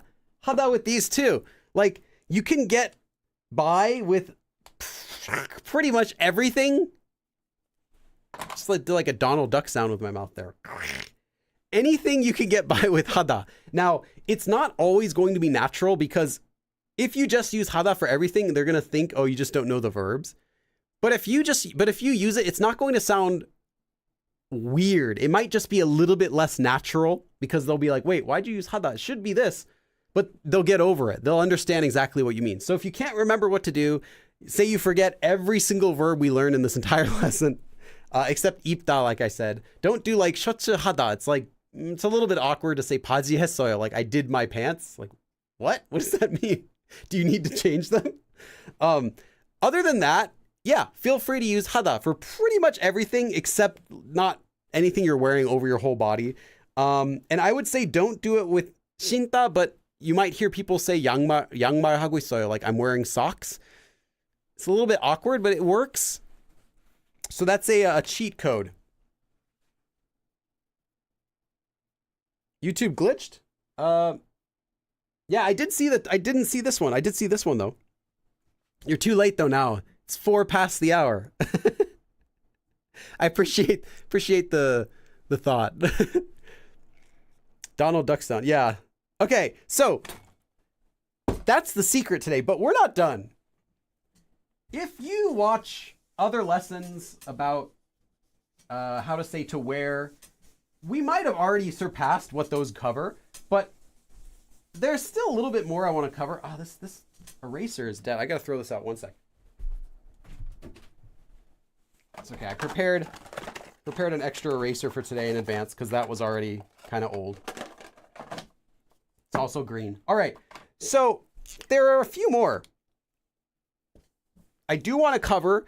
If you are not intermediate level, don't worry about these. You can like write them down, but don't try to memorize these. You're really not going to use them until you're like speaking Korean and doing regular Korean stuff. 달다 is another verb for to wear that you might not know. This is to wear by hanging something. Now we already did one that you wear it by hanging something. In fact, that was the one where we did chada, right? Where I said you wear by, you hang it on yourself or you attach it to yourself. But specifically chada, as I mentioned it briefly, it's kind of like, right? Chada things are like you wear a bracelet, necklace, you wear your watch, you wear your earrings, you wear a belt, a wristwatch, you know, all that stuff. What's the word? Ankle bracelet, is that what it's called?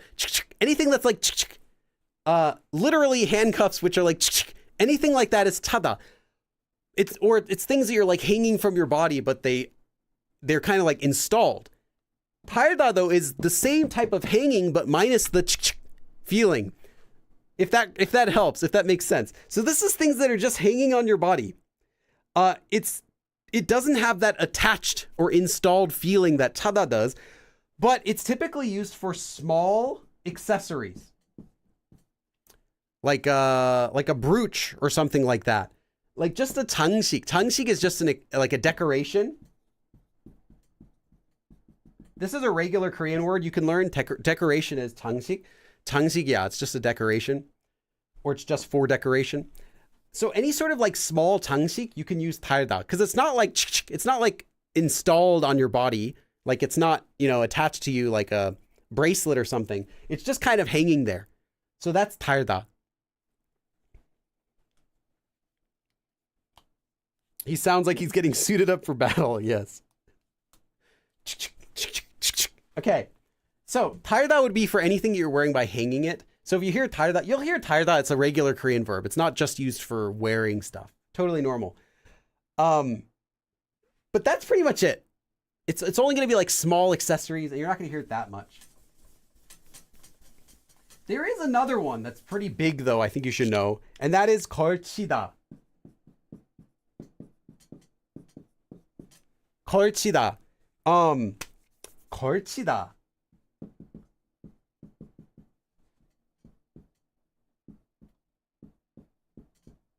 This one's specific. This one is something that you lightly wear over your body. So, you know the regular word Ipda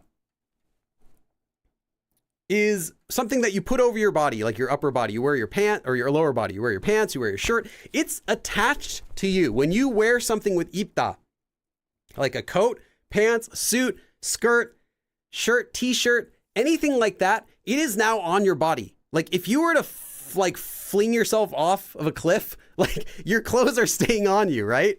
That's a terrible example. I'm sorry. I'm just trying to think of how someone like swings you up around by your legs. Your clothes are staying on you when you wear it with Ipda. Korchida is not. If you are korchida-ing something and a giant grabs you and like swings you around, anything you are korchida-ing goes flying off. So this is something that, but it's specifically something you're wearing over your body. I hope I've demonstrated what this means. So it's something that you're lightly wearing over yourself. It's kind of like something you just throw on. Oops, I can't even spell.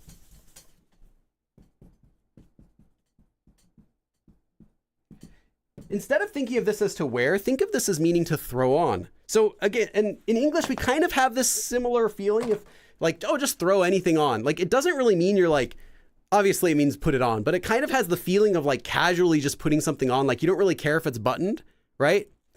It might not be completely on. You're just like putting it on really quick. It's done. So this is for things that are lightly worn.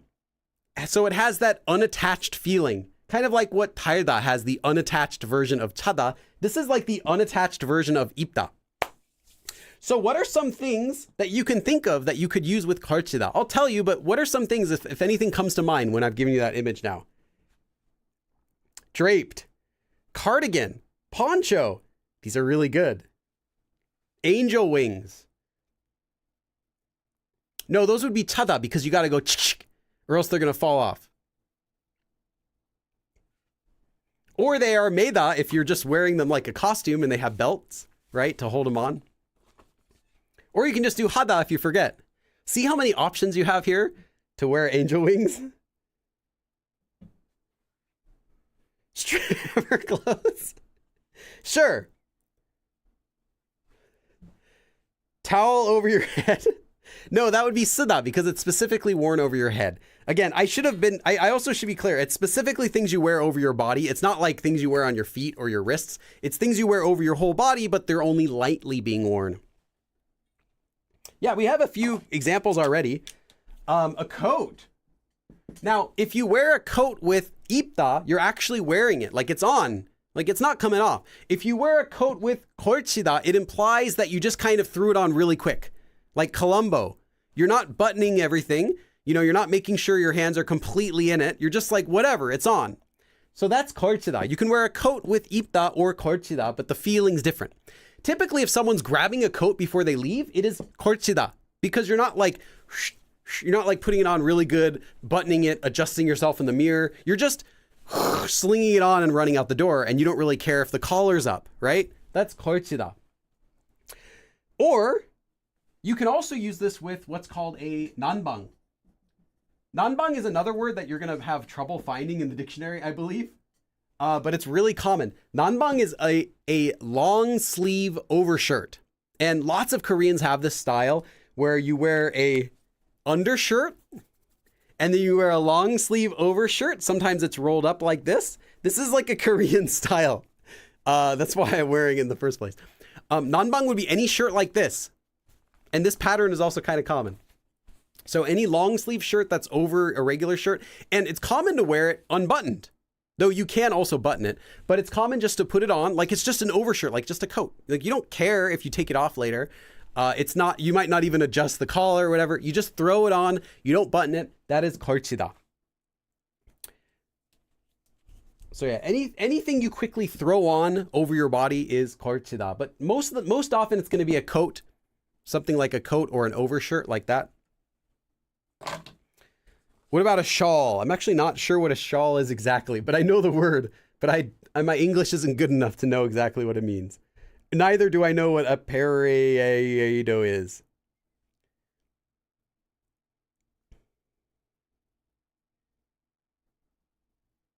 Do people still know who Columbo is? I doubt it. I mean, Columbo was before my TV watching years as well. I only caught reruns. His show wasn't new on TV when I was growing up, so I know him. I know the show mainly because of Princess Bride, because the actor was the grandpa in the movie. That's why I kind of like, oh, I wonder what else he did. Oh, he was Columbo, like that sort of thing. Anyone who doesn't know, Columbo's like, there's like a million different Sherlock Holmes TV shows on out there, you know, where you have a detective who's like actually is a genius, but has some quirk. And Columbo's quirk is he's unassumingly smart. So people think he's dumb, but he's actually really smart. And he never acts like he's smart. So that's Columbo, and it's from show from like the 80s or 70s or something. I'm not sure, but it's a pretty old show. Okay. One more thing. Yeah. Okay. Now, there are a lot of other verbs as well. I'm not actually covering every single verb. I mean, I'll just give you a couple other really quick ones. So I gave you the one before where you have turuda, which is like wrapping something around yourself. But there's another verb, kamta, which doesn't really mean you're wrapping it around itself. You're just wrapping it. And kamta can also be used for 목도리. If you're not like completely wrapping it around your neck, you're just like quickly wrapping it. You can use kamta for 목도리 as well. It's less common though. I think most people would use hada or turuda for 목도리. But you might hear this. You can also use kamta for like bandages, because you're like wrapping them around. So I'm not going to give you a bunch of million random words, because you can do this in English too. You can say like fastened a wristwatch, even though you would just say wear most of the time. But there's going to be another verb for like adorned the headdress or something like that. There's going to be a bunch of really random words like that in Korean too. You don't need to learn them all, as long as you can express it yourself. If you hear another verb but it's used with an article of clothing or something you can wear that you recognize, just assume it means to wear. It probably is going to mean to wear, as long as the context matches. So you don't really have to learn every single way to say to wear in order to understand Korean. When you get decent at conversational Korean, you'll be able to recognize that they said a word you don't know after an article of clothing, and the context kind of matches that they mean wear. So that's going to be the answer for that. Now, there are 2, 3, 4. I've done like over 10 or so of these verbs, but there are second versions for every single one of these verbs that we've done. So how in-depth do you guys want to go? How do you feel so far? I can totally like slam all this information, just information overload onto you, because there's a whole nother set of words. Like I'll give you one and you can decide if you want me to go over it. If not, I was gonna talk about the words for to remove, to take off clothing. So let me know, do you want me to talk more about words like this? Ipda is to dress. If you're putting clothes on someone, not that you're wearing something, but you are dressing someone, dressing a doll or dressing a person, like dressing a child. They have these versions, which are known as causative verbs. For every single one of the verbs that I just did, there are versions where you say not to wear a hat, but to put a hat on someone, like to make them wear, like you put a hat on them, because you're not wearing the hat when you're putting it on them, you're putting the hat on them. So putting clothes on someone, putting shoes on someone. Do you want to go over these, or would you rather go over ways to say to remove the articles of clothing from yourself, like take off a hat, take off a shirt? Because there are another 3, 4, 5, 6, 5 or 6 verbs for here, and there's like 10 or 12 for these. Which one do you want? Let me know if you'd rather do more wear, or if you'd like to go on to take off. Because I could, like I said, I'm trying not to like overwhelm you with just every single verb in Korea related to doing things with articles of clothing, because there's so many tangents. Yeah, 봉대를 감다. Steer the ship, Captain. Well, I'm good either way. Don't tell me to do whatever I want, because our lesson's going to last 5 hours. We're never going to go home. Sino-Korean and native. No, yeah, nothing to do with that. 단추를 달다. If you're talking about that. That was Merav Levi or Levy. I don't know, asked the question about buttons. Cause, we got a couple votes for most votes. Okay, I think we're going to go on to remove, but I'll just let you know that there is a whole other set of verbs for dressing someone else. If you wanted to say like, I will put on a hat. I'll put a hat on, I'll put the hat on you, or I'll put the hat on our child. You wouldn't say 제가 쓰고 있어요, like I am using it, because you're talking, 쓰고 있어요 is like putting it on your own head. 쓰고 있어요, you'd have to use a different verb for putting something on someone else, or 신다 for putting on your feet. If you're putting shoes on someone else's feet, it's 신기다. So there's causative set. Just know they exist. They're not super commonly used, but they are used if you want to say that. So we'll just go on to remove. Okay. The general word to say to remove an article of clothing on yourself. Again, this is not to, this means to take off clothes. It doesn't mean to take someone else's clothes off. 벗다 is to take off a piece of clothing. This works for most things. It works for everywhere except where it doesn't work. And I'm going to teach you some verbs where it doesn't work. But in general, you can 모자를 벗다, 셔츠를 벗다, 바지를 벗다, 신발 벗다, anything like that. 벗다. And this works in the same way. 벗고 있어요. Except if you say 벗고 있어요, it doesn't mean that you already took it off. It means you are currently taking it off.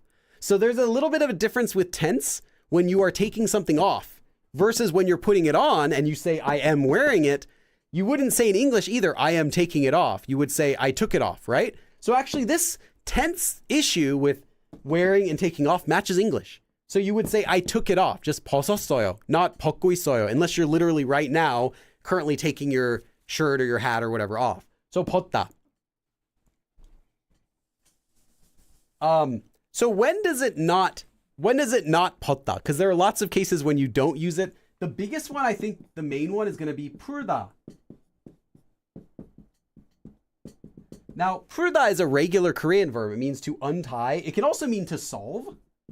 Like 문제를 풀다 is like to solve a problem, but literally it's like to untie or undo something. This would be anything that you take off by untying it. So this could be any of the verbs that we had from before for something that you tie to attach. It can also be anything that you attach to make it, to put it on. But specifically, this is going to be something like a belt or a bandage. So 풀다. If it feels like taking it off is untying it, then use 풀다. This isn't like rocket science. If it feels like you untie something to take it off, it's 풀다. Because this is a regular verb. It's not specifically only used for wearing and taking off clothing. So yeah. So 풀다. I'll give you the first one here. I'll leave it up for a second and I'll give you the second one. There are like 5 will do.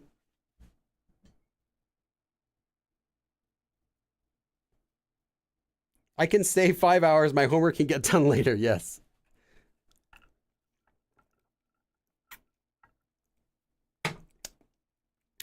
I always grab a random flavor of caffeine drink every time I do these live streams. And I usually get unlucky and it's like super gross and sour because I just bought a variety pack. But this time I got peach mango. It's actually really nice. Not too sour, not too sweet. Everyone who watches my other live streams will know I always get some random flavor and it's usually like, I'll be like, after I drink it, but this one's okay. Okay, another one that's super common. Beda. Beda is anything that you take off that was attached to you. So any of those things that you did with tada. Because remember I said tada is things that you are like attaching to yourself. You're right? Any of those things, you have to remove them, not 벗다. You would not say 벗다 for a watch because you can't just 벗다, right? It's been onto your wrist, or a necklace. You have to actually do something to take it off. So beda. Beda is a regular Korean word, means to remove. So you don't say I'm taking off my watch, I'm taking off my necklace, I'm taking off my gloves, I'm taking off my ring in Korean. You have to remove your ring, remove your gloves, remove your necklace, remove any of those things because they are, you can't just take them off. 벗다 is just like, what? It's off. you can't take it off. Just like someone gave the example of sukap for handcuffs. You can't just poso, you can't just take them off. You have to beda, you have to remove them. So anything that's been you have to remove with beda. And again, regular Korean word. If you want to go to a restaurant and you say you don't want any pickles, pickle 빼주세요. This is the regular verb that you use. 빼주세요. Please remove the whatever is how you say no pickles or no mustard or no mayonnaise 빼주세요. Please take off the mayonnaise. Literally is how you say no mayo. Another expression you might know with beda is except. If you want to say something except that, like not that, as in like not. 그거 빼고요. 빼고. Literally remove that. Like not like remove that from the list of examples. So you want to say like, oh, and this and this and this and this, but oh, not that. Except that. So I want everything here except for that. 그거 빼고 다 주세요. 그거 빼고 다 주세요. Please, except for that, literally take that out and give me everything is what it means. Give me everything except that. So not that. Give me everything, but not that. 빼고. So this is a regular verb. I'm just giving you these examples because it's a regular verb used in Korean, but this is also what you use for removing anything that it's.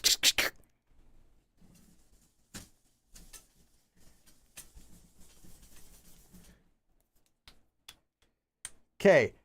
There's another one. I want you to tell me what this could be used for. I'm going to tell you what it means.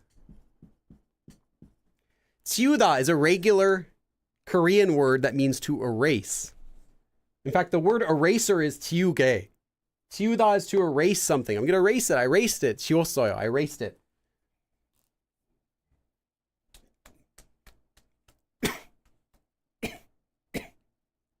Something stuck in my throat. What would you erase? What is something that you wear that you have to erase when you're done wearing it? I don't think this is going to be that hard, but I want to see. Erase your memory, yes. Are you Arnold Schwarzenegger in, what is it, Total Recall?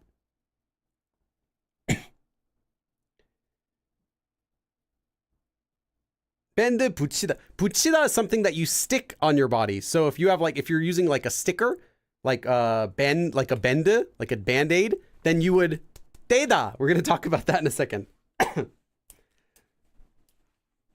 Because 풀다, as I said, is untie. You don't untie a bandage, like a sticker, unless you have a wrapped bandage, in which case you 풀다. But if you have a Band-Aid, which are stuck on you with 붙이다, which is a different thing, wear a Band-Aid 붙이다. I'll write that here for you just because it's not spelled the way that you think. 붙이다 is to stick something. So that could be wear, but usually don't say wear a Band-Aid. Usually say put on a Band-Aid anyway. 붙이다 is like to stick on. And you would have to you wouldn't 풀다, you don't untie it. Okay, yeah. 지우다 is to erase. This is cosmetics, makeup, cream, lotion. Typically though, makeup, you don't usually erase your like sun cream and stuff so much, but it's going to be makeup, like foundation, powder, liquid, or whatever.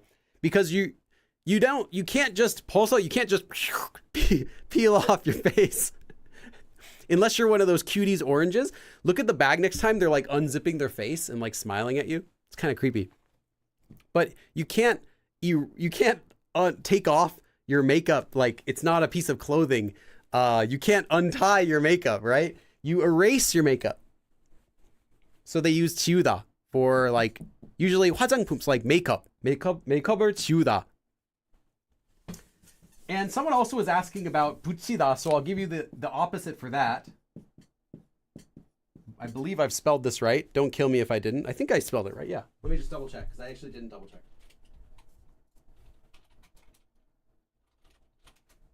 떼다. Yeah. So 떼다 is to, you can think of this as like peel off. But this is taking anything off that's attached to your body. So if it's attached, yeah. So that would be any sticker, anything that's just attached to you, you would say 떼다. But for most things, usually 빼다 will work. because teda has a specific meaning of like peeling it off, like pulling it off, kind of like that. And you usually don't do that for other things you have on your body. Like you're not going to like peel it off of your body. It's not like stuck to you. But if something's stuck to you, then you use teda. And to stick it to yourself, to stick it to the man, to stick something on yourself, that's just puchida, which is to stick something on something. This is a regular word also, like if you're putting a sticker on something, puchida. Or putting anything onto something, like where you're sticking it to it, puchida. The opposite is teda. There are some other verbs though, but I'm gonna stop it there because we could start going off on some weird tangents of like, well, there's this word which also means to hang something, but it's different than that hanging in this one. So I'm gonna keep it there. We're just gonna stop there for the words for to wear and to take off. But for taking off though, it's pretty easy. You just use potta for everything you can and peda for everything you can't. And then there are a couple others, like I said, purda if it's something that's tied, and then teda if it's something that's stuck on you. But most of the time, you're just going to use potta and peda for like 99% of things. Okay. Chiuda for makeup as well.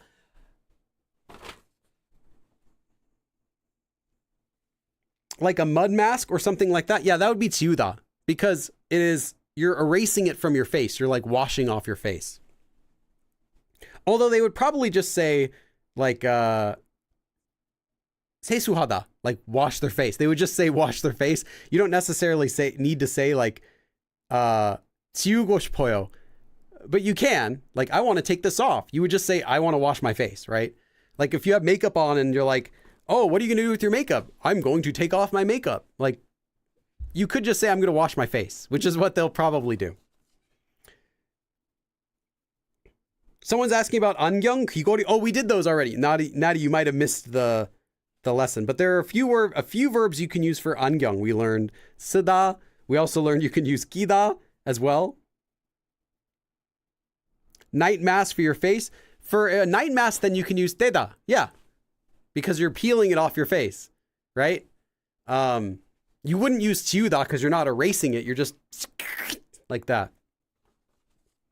Or a pimple patch. Oh yeah, you should get those. There's a cool brand in Korea. My favorite brand. This is not paid promotion, but if you work for this company, please feel free to send me a check. It's a brand called Easydom. I think it's supposed to be in English Easy Derm, like dermatology. But it sounds like easy.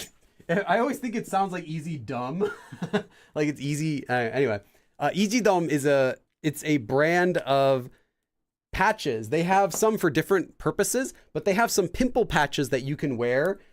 You can put on before the pimple breaks out, before it comes out of your skin. And then they have a different type you can wear after it's already come out. And the one that's before is supposed to like relax your skin and keep it clean so that the pimple won't actually come out. I think it has like antibacterial something on it so that the pimple can't come out because it'll just die. And then they have another one which goes that you can wear after the pimple's already come out, which I think just traps it on your skin so that your skin can take care of it itself. So it's really good. So you can take care of pimples without having to like pop them. And I found they do seem to work pretty good. I'm not sure how exactly they work, but anytime I have like a pimple I see emerging, I'll stick one on and then the next morning it's gone. Or if I have a pimple and I put it on, it's already out, then the next day it's like mostly subsided. So the thing though is that it's quite expensive.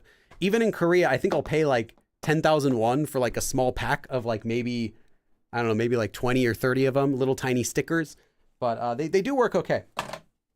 And yeah, those would also be teda because you're pulling the sticker off your face. They are really hard to get off your face though. You have to like get with your nail underneath them and peel them off.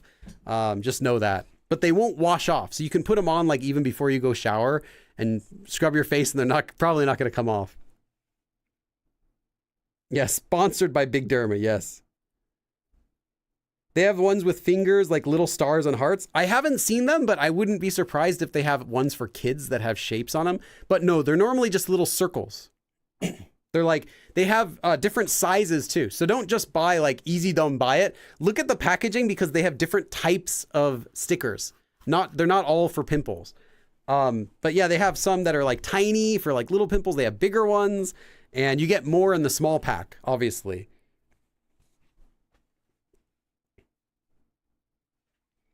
Buchida is to stick or to attach. Yeah, buchida is specifically your butta is something sticks or adheres. So buchida is to make something stick. So it's to stick something, like you're sticking something on something. That is buchida. I actually just use Band-Aids and they also work. Yeah, it's pretty much just like a sticker. I think the way it works is just by protecting that area of your skin from being touched and from getting extra oil on it, because really like bacteria is kind of what activates pimples. Like you've got your hormones going on, but then the bacteria is what makes it like, oh, I'm going to come out now. Like that's what activates it. And so the sticker prevents that. So it can't come out because there's no one, you can't touch it with your finger, and it can't get access to that skin oil. So that's my guess. It just works like any sort of sticker. But the benefit of those pimple ones is that they also don't look like anything. So you can wear it and no one's really going to know.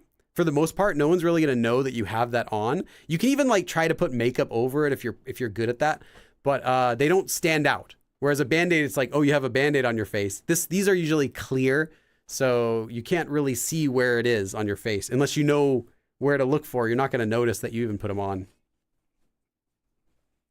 But yeah, they are a little bit expensive.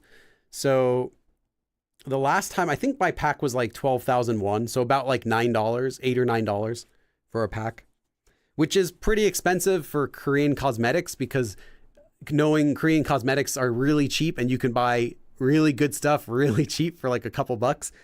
And yeah, those are always more expensive. But I get them at Oyoung.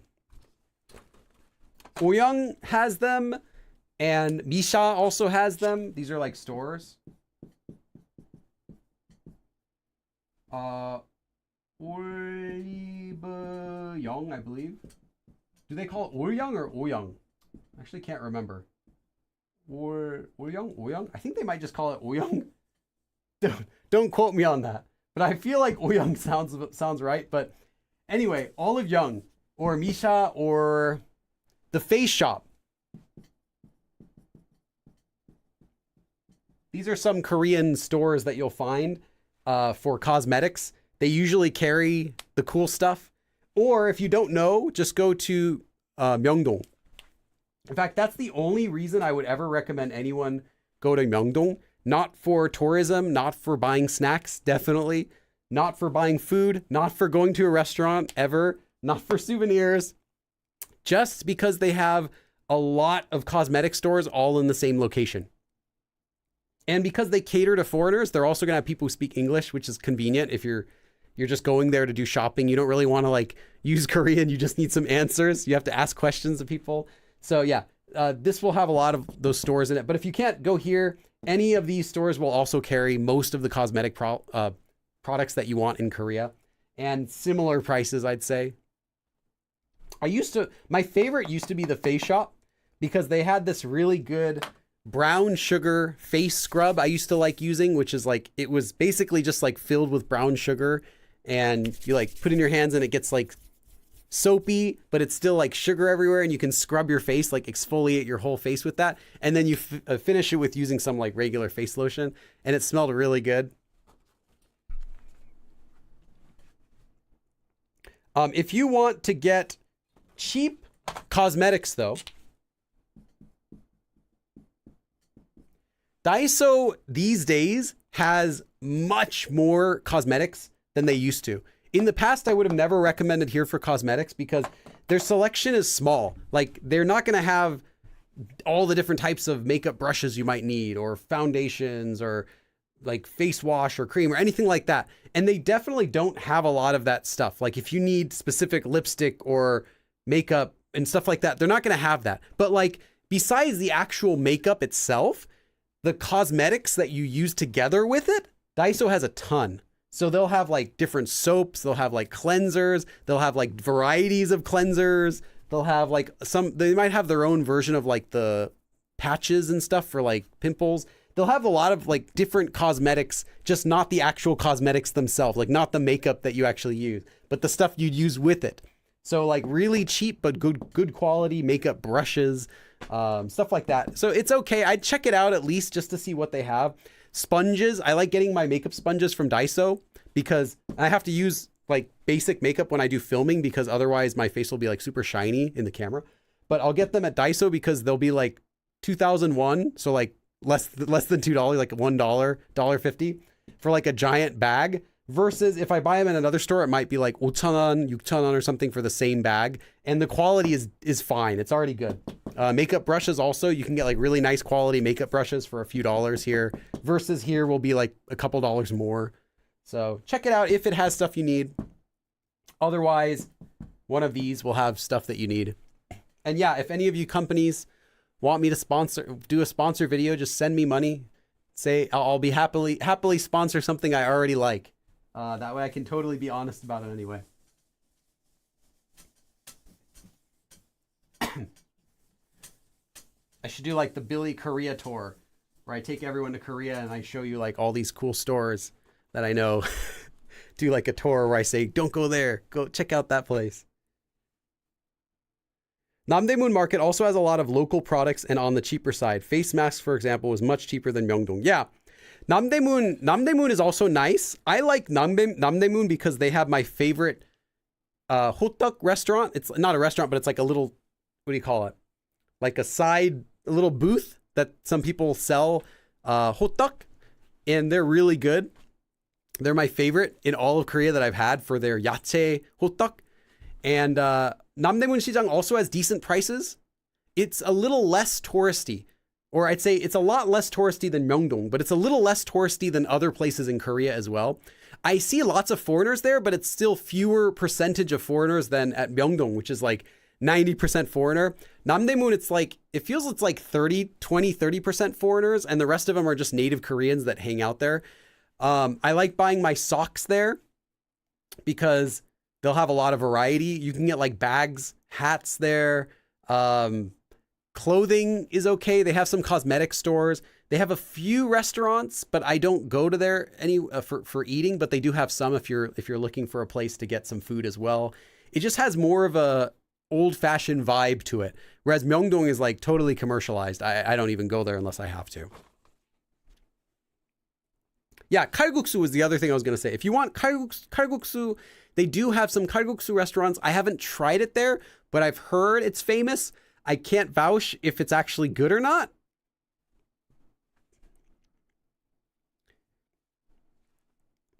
Where is Namdaemun Market? It's right by the why am I drawing a blank?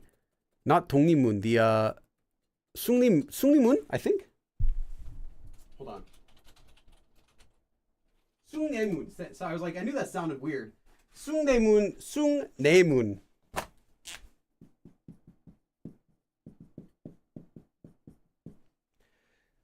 It's a gate in Korea, so it's kind of cool. You can go see the gate on your your expedition anyway. And then after you see it, you can walk to Namdaemun Market. And if another cool thing about Namdaemun Market, so this is very specific, but if you're looking for camera equipment in Korea, there are some places you can go, like Yongsan. Yongsan has some market still for that, but I think there's a decent selection in Namdaemun, so you don't have to go too far. Namdaemun has like one of the streets. In fact, it's just the main street, which is right next to the hotteok place that I was talking about. And there's just a line of stores that sell like tripods, camera lenses, stuff like that. So or memory cards. So if you're like taking pictures and you break your camera or you lose your memory card or you need an extra something, you can get them there. They're not going to be like the best prices. They're not online prices, but you're not getting scammed there. It's okay. I've bought some stuff there like when I really needed it at the last minute. So that's a good place to go as well. So they have a lot of stuff in the area that you might not think of because it's not a very commercialized, it's not a very touristy area compared to others. So you get a lot of cool stuff around it. And like I said, that gate is really cool to look at. Go at nighttime when it's like all lit up. So you can kind of kill two birds with one stone if you're there.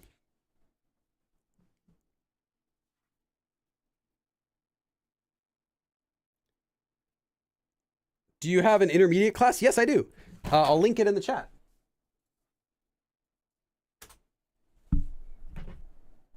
I have it right here. Where'd that go? Where's my conversation course? Conversation.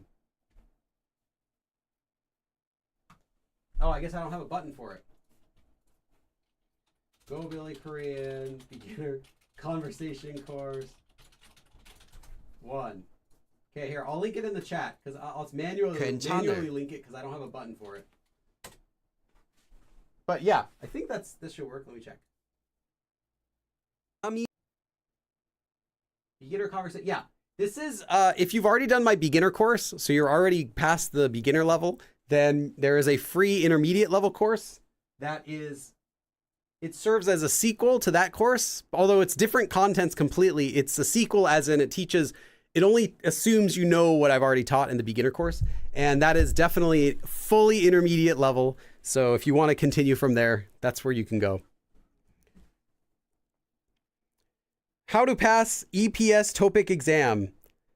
EPS, the TOPIK exam. I don't have tips for a TOPIK exam because I haven't taken the TOPIK exam. And it changes every single year, or 2 years, I believe. It changes all the time. And even if you take it, you have to take it again after a couple of years because the score is no longer valid after, I think, 2 years. Is it 2 or 3 years? Yeah, it doesn't last that long. So I can't give you an advice for that. Other than if you're preparing for the TOPIK, the number one way to do it, I know, is you just take previous year's TOPIK tests. So you go on their website, you download the previous year's TOPIK. You can find it as well as the answer key, as well as the explanations for it. And you just use that. You take the practice test. You go through all of the questions, all the answers until you've mastered it, learn all the words in there, and then you're good for the next year's TOPIK test. That's how it works. After beginning course, would you recommend intermediate or conversation course? Yeah, what I just linked is an intermediate level conversation course. All right, I'll stick around for, let's see, let's make this an even 2-hour long stream. So 15 more minutes and then I'm going to go. So I'm only going to hang around for 15 more minutes, I promise. So if you have any questions, now's the time to ask. It can be about anything you want. Since this wasn't a typical lesson, we just kind of learned about a bunch of verbs today. Indigo says, how frequently should I practice Korean per week? 24 hours a day, 7 days a week, as is the ideal amount. More is better. Minimum, I'd say it's hard to say how much you should practice. More is better. But for studying, I'd say if you're doing a little bit of studying every day, like 15 to 30 minutes of actual studying, that's more than enough. But you need to supplement that with lots of practicing. And yeah, the more practicing, the better. There is no such thing as too much Korean practice, because practice is how you're actually going to be learning it and internalizing everything that you're studying. But as far as studying, there is such thing as too much studying, because it's not going to keep helping you more and more and more if you're just studying all day. You need to have practice to actually internalize that stuff. So that's why I think a little bit of studying, but making sure you're doing it every day is what's important, but practicing as much as possible.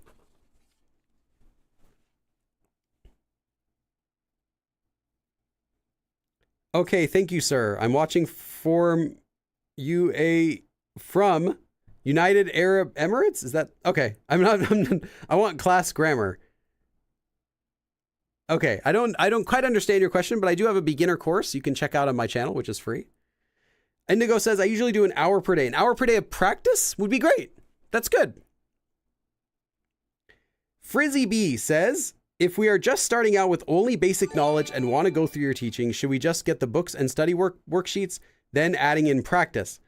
You can get my books. The Korean Made Simple series is available, and bookstores have it. Amazon has it. My website has it. The workbooks for that are optional. So it's just more of the same that's in the book, but they don't teach like new information in the workbooks. It's just more practice for it. That's if you know, or I definitely want to study Korean. I need lots of stuff to go through, then get the books. If you're not sure, you just kind of want to dip your toes in, I have a free course. I'll link that right here. I have a free course you can use to start learning, which is not the same stuff that's in the book, but it's the major points that are in the first 2 books. So you can get a good taste of what Korean is.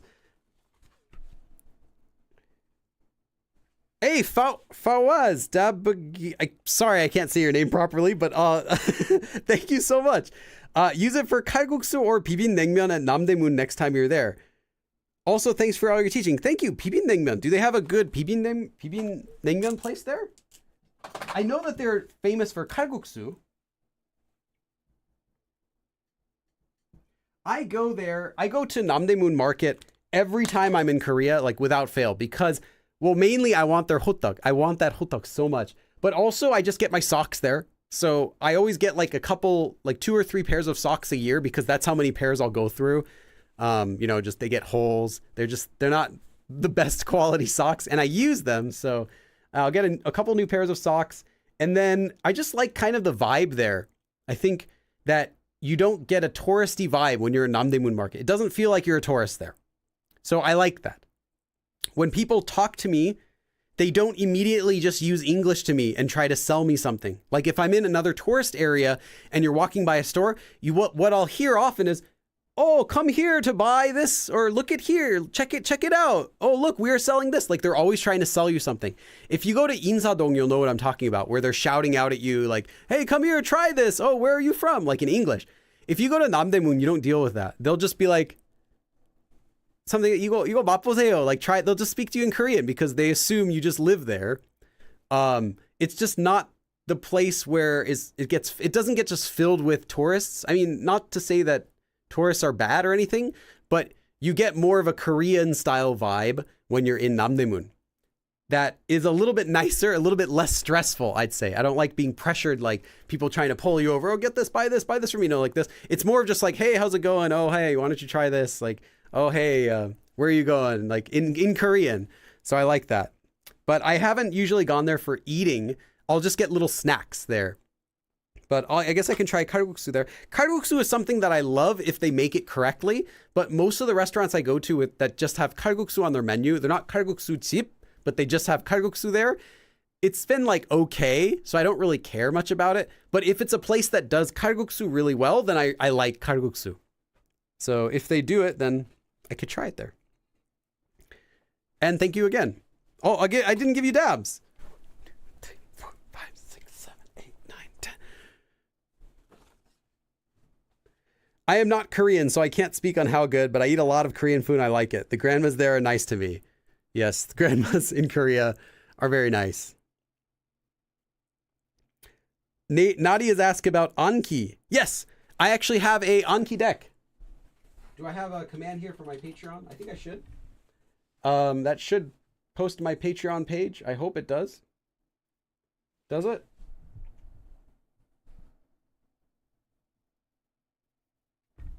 Yeah, okay.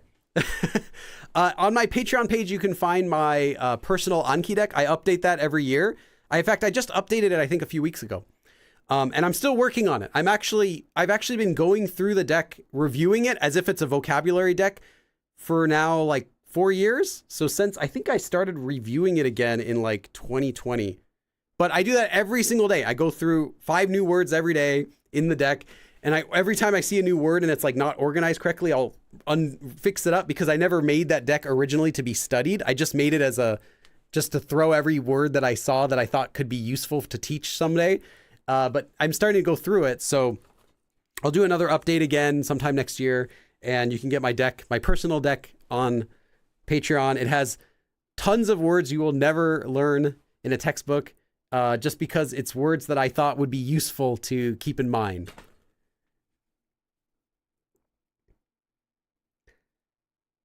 Fisho says, is 어쩔 수 없잖아요 a natural way to say you can't do anything about it? Yes, it is. 어쩔 수 없어. 어쩔 수 없잖아. Yeah, there's nothing you could do about it. Like, who cares?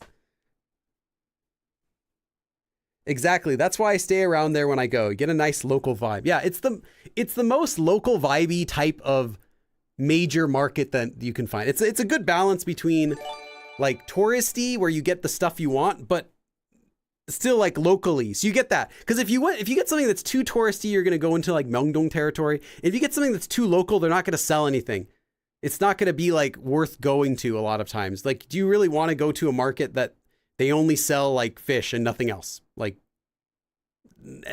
you got to kind of have to get a balance. So I think it's a good balance of you get the cool stuff, but you don't have to worry about it being overcrowded with too many people like shouting out or anything and too much stress. But it does get fairly busy. If you go on the weekend, I believe Saturday or just Sunday, they actually block it off completely. So it'll have food carts down the entire aisle. If you go on a weekday, they don't have that. But it's still nice. If you go on the weekday, it's still nice. You get a different feeling. It's even less crowded. But on weekdays, it's a little more crowded, and they're like food stalls down the street. And the food's okay. It's like acceptable street food. So if you want to get that street food experience, go on like, I think just Sunday or maybe Saturday, Sunday. Hey, Isabel. Isabel, thank you so much. I'm glad that when I do these live streams, it pays for my electricity bill for the week after I do these live streams. I swear I used $270 last month for electricity, and I barely use electricity. If you know me, I'm the kind of person who shuts off the lights every time I leave the room. I set the air conditioner at 82 degrees in my house. Like, I'm not like splurging on electricity at all. We don't even like using a fan at night just to save electricity. But yeah, since I do these live streams, it pays for my electric bill, which is really nice. And it's only like that during the summertime. Thank you, Isabel. Let me give you 20 dabs. You didn't say otherwise. Let me do 20 light dabs. 6, 7, 8, 9, 10, 12, 13, 14, 15, 16, 17, 18, 19, 20. What timing is your live? It's always at around 2 to 4 p.m. Pacific Standard Time. So that's LA time, or 5 to 7 in Eastern time in the US. Korea time, it's like around 6 or 7 in the morning, depending on daylight savings time or not. But I always post it on my channel, so you can look on the community tab to see is Billy doing a live stream this week or not. Is Halloween a thing in Korea? Yes and no. Up until just about 5 or 6 years ago. So up until, I'm just going to say around ish 2018. It could be, technically there isn't really a day it started because it's hard to pin down exactly when. But up until a few years ago, Halloween was only for little kids in preschool. It was an activity that teachers would do for their kids in preschool because they're learning about foreign culture, right? Like the same way you would do, like, I don't know, you'd make crepes in French class, or you'd celebrate like you'd have tacos in your Spanish class, like kind of that sort of thing. It wasn't something adults did. There's no such thing as, there's no trick-or-treating. I'll just write TOT, trick-or-treating. There's no such thing as trick-or-treating in Korea. Yeah, until a few years ago, it was really just this. Preschool teachers would do activities where the kids would dress up and give them candy, and they would say, they would kind of have like a little party. I'm just saying 2018, this is not the exact year. It could have been a few years before, could have been even later, but around this time, it started to adapt into an adult, I'll say night culture, where adults would dress up in goofy costumes or skimpy costumes, one or the other, sometimes both, and hang out in crowded areas. So this would be like Itaewon until the thing that happened a few years ago. But typically this would be, they'd hang out in crowded areas, and then they would go to like clubs. So like adult would go to clubs, bars, and dress up in costumes. Like when Squid Game came out, also, you know, everyone's wearing like the Squid Game character costumes and stuff like that, going to clubs and socializing. Again, there's no trick-or-treating. So that is Halloween today. Adults will hang out, dress up, go to crowded places, go to bars, drink, meet people, and kids in preschool will dress up and kind of reenact what they think it would be like in the US doing Halloween. But there's no trick-or-treating, because you would not go door to door to people's houses, because people live in apartments for the most part. So yeah, that's Halloween today. Every holiday exists, but it's a little bit different.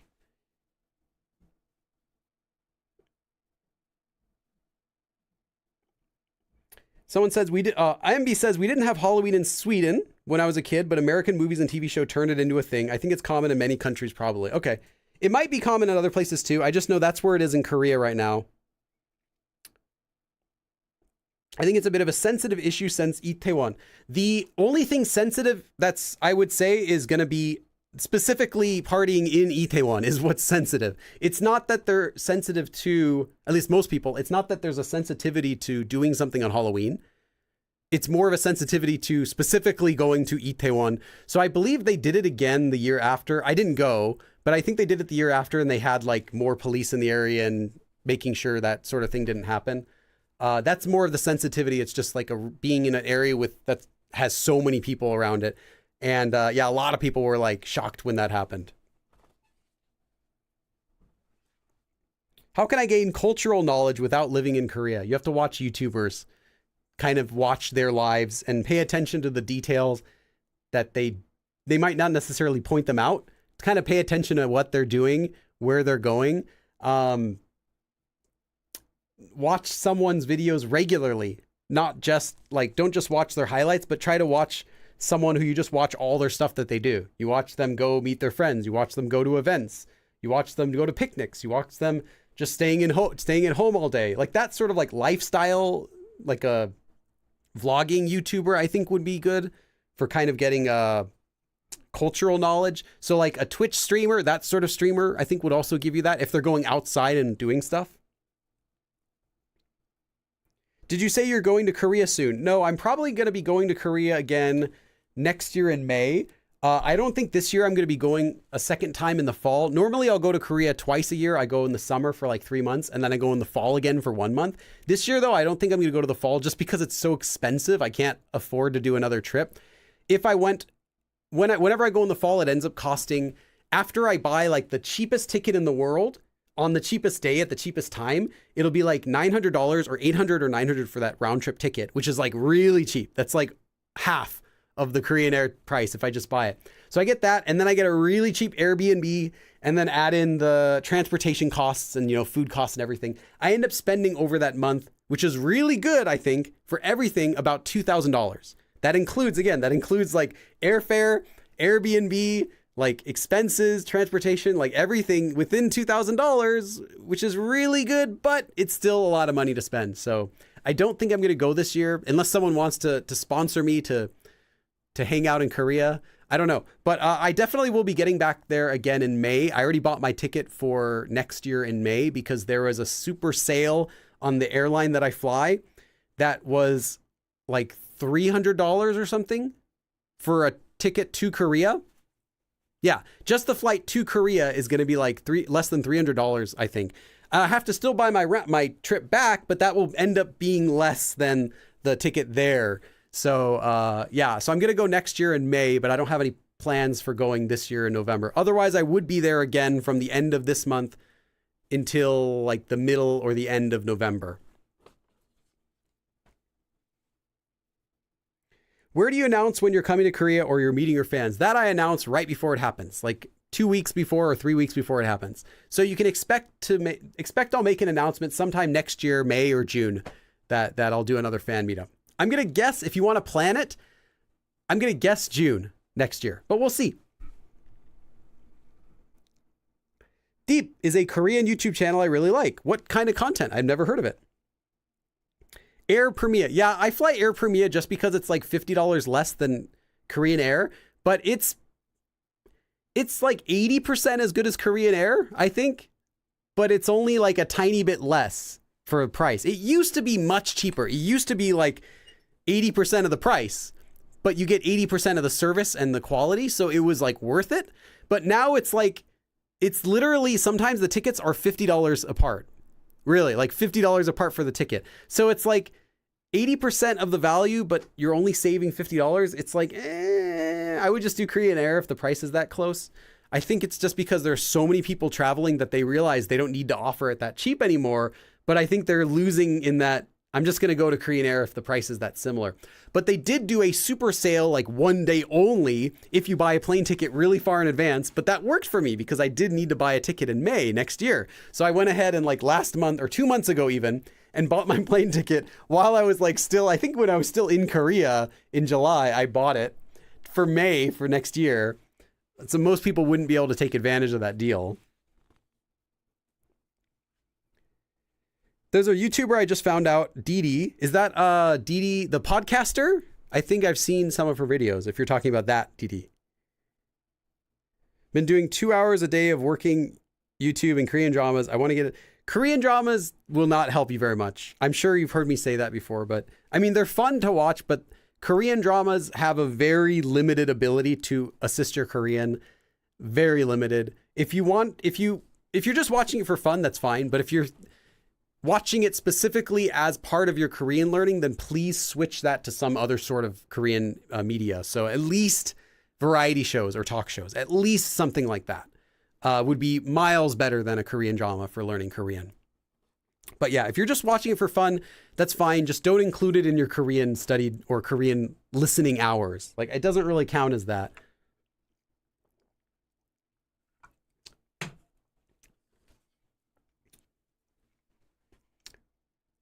I'm planning to go June 2020. Yeah, I'll be there. I'll be there May, June, July of next year. All right, I think that's enough for today. But there's still 83 of you watching. What else do you want? What do you want to talk about? I was going to go, but like I was expecting half of you to leave because I said I was going to end the stream, and we're not teaching any Korean anymore. We're talking about Halloween in Korea and trick-or-treating. Is there something you want to talk about? I want to go, but like there's still lots of people watching. I mean, we could talk about something, make this worthwhile. If I'm going to stick around, at least talk about something interesting. Dating shows are good for observing how people talk to each other. That's true. I don't know of any Korean dating shows, but I do know there are Korean dating shows. So if you watch that's great. A variety show has real Korean speaking, and you get to see how people interact with each other. So that'd be way better than dramas. Why do you suggest variety shows are so much better for watching for learning? Because variety shows have real Korean and Korean dramas do not. Korean dramas use fictionalized Korean just the same way that American dramas use fictionalized Korean. Like, if you watch Friends in English, do people actually talk how they speak in Friends? Or Seinfeld? I love Seinfeld, but do people actually talk like that? No. That's not how we actually speak. It's scripted. Right? It's someone spent the time and wrote the most clever thing for that character to say. Sometimes it'll be a pun or a joke, or they'll say an expression in a weird way just so the character looks quirky. It's written. So it's also in a specific amount of time that they're filming. So they might say, hey, we need you to say this line in 3 seconds. So they'll be like, blah, blah, blah, something that normally a person would say over the period of like, a 10-second sentence with pauses. And you don't get any of that in a drama. It's just all blah, blah, blah. So the what ends up happening is you get real Korean, but the level of a K-drama is like, it's like way high. Like watching Game of Thrones to learn English. Like, it's real English in the sense that they're speaking English, but it's like, it's not natural. People don't talk like that. And Korean dramas are kind of the same. They're just for entertainment. If you watch the historical dramas in Korea, it's even worse because not only are you not getting modern Korean, but you're not getting old Korean either, because they're not actually speaking old style Korean in these historical dramas. They're speaking a old style modern Korean with like old words mixed in. So you think it's old style, kind of like Jack Sparrow speaking pirate English, right? By using like his accent and throwing in like, "Oh, you mateys," but literally he's just using, 21st century English for the most part. It's the same thing in shows. So variety shows don't do that. The person's just making up what they want to say, or maybe they have like an outline of things they have to talk about, but it's just their regular way they're speaking. So you get that all in the episode. So it's more like how people actually speak if you talk with them. And if you already know Korean, you can easily understand variety shows without subtitles. K-dramas are a different story. Those are really hard to understand unless you're already at a very high level.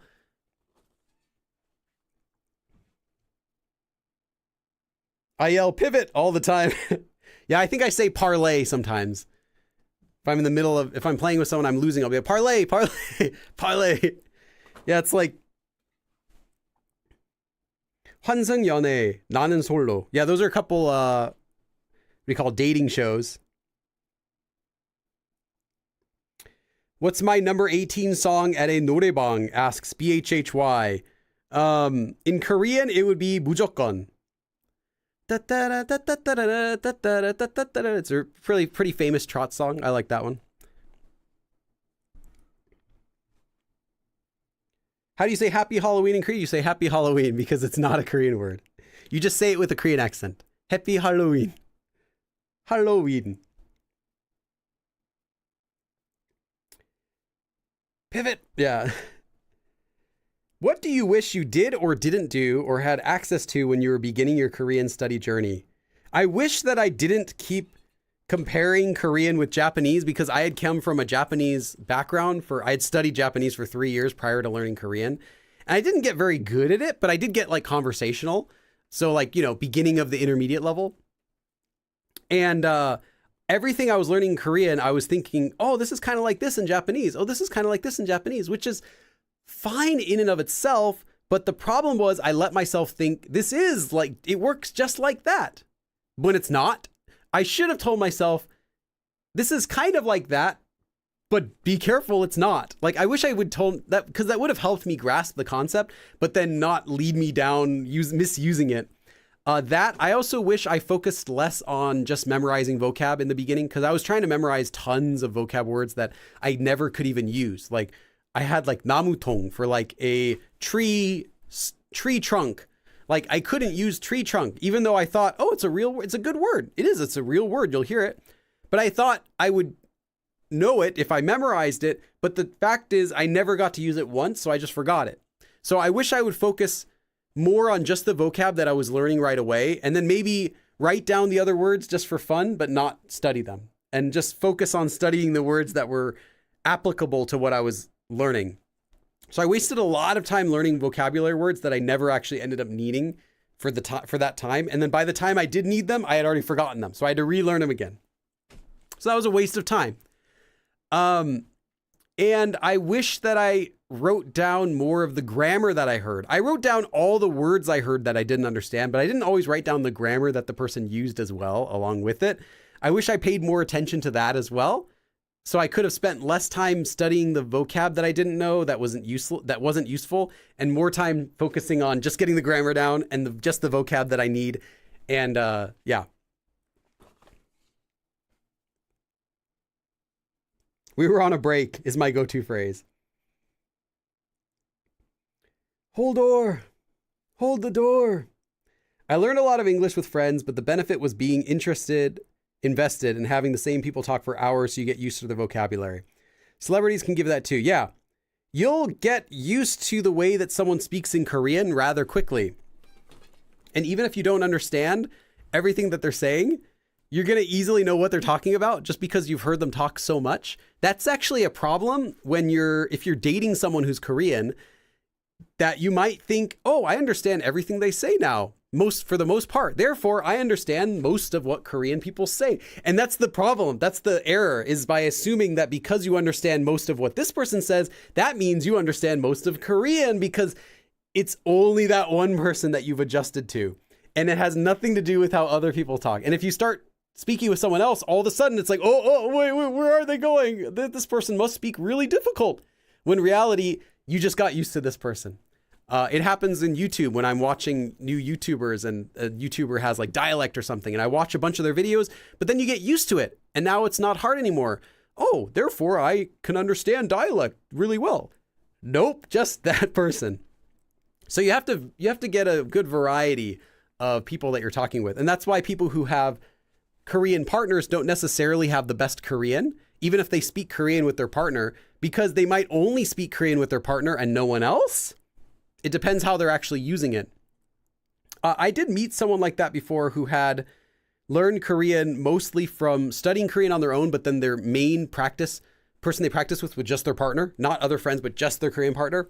And they spoke like their Korean partner in that it was a guy that spoke like kind of with female type of speaking in Korean and only knew how to use casual speech because that's all that they used with their girlfriend. And using casual speech to me as well. And I'm like, I mean, I'm not going to get mad because I'm a teacher, but if I were Korean, it would feel really awkward because you're not supposed to do that. So yeah, you need to get a lot of variety with who you're speaking Korean with. Duality, hey. How do you get over the sentence structure differences between English and Korean? That is something you're going to get over really quickly once you're past the basics. So I don't know, Frizzy, I don't know where you're at right now, but I'm going to guess. So correct me. I'm making an assumption that you are still in the low beginner level, or maybe approaching the mid beginner level where you're starting to make sentences. I guess that's good news though for you. Don't worry about sentence structure, because I don't meet people who are confused about sentence structure once they can put together basic sentences. It's a question you have in the very beginning when you're not sure how sentences work. But once you start learning more grammar in Korean, basic grammar, you start realizing, oh, the sentence structure doesn't even matter, because if you're just using the grammar correctly, it makes the correct sentence structure anyway. But you can't know that until you've learned some of these grammar pieces. Like, how do I say, like, I didn't want to visit the grocery store because I was sick? Well, what order do I do that? But when you get to that mid-beginner level and you start learning about all those grammar forms, like because I was sick, you know that it's 아파서. It's the because goes after the verb conjugation. And you also would know that I can't go to the grocery store. The result comes after the because when you learn that because form. So you're not going to have a question about how do you make that sentence in the first place because you learned that one grammar form. So that's what I'll say is just don't worry about sentence structure. It's a non-issue. I haven't met anyone who can speak basic Korean who is wondering still about basic sentence structure. Now, you do need help with it in the beginning though, because you don't know legitimately, where do I put this type of verb? Where do I put this particle in the sentence? But once you've learned those pieces, you no longer will need to think about what order do I say the sentence, because it'll just be, am I using this grammar form correctly? Yes. Congratulations. My sentence is now perfect, has perfect sentence structure. So yeah, it's a non-question. You don't have to stress about it. You'll get good at it just from learning regular grammar. And that was something in the very beginning that I was like, I thought that was the hardest thing about Korean, almost, was the word order. And then as soon as I got to the conversational level, I'm like, oh no, there's nothing, like, no worries about sentence structure in Korean. It really just is the individual grammar pieces. Do you think replacing K-dramas with live streams? Oh yeah. Oh yes. 1,000,000 times better. And I always recommend against dramas. I'm sorry if you like dramas. I don't, but except with a few exceptions. I do like a couple, but for the most part, Korean dramas are not the best place for you to learn Korean. You can use them for entertainment. You can use them for adjusting your ears to the sounds of Korean. Great. But in order for them to be useful, you have to do what's called active listening with them. And which means you're focused on understanding what they're saying. You don't have any English subtitles. You don't have any Korean subtitles, because those are not going to match what they're actually saying. The Korean subtitles are for hard of hearing. So they're not going to match exactly what the person says. They're going to be a shorter version of it for people who are reading it.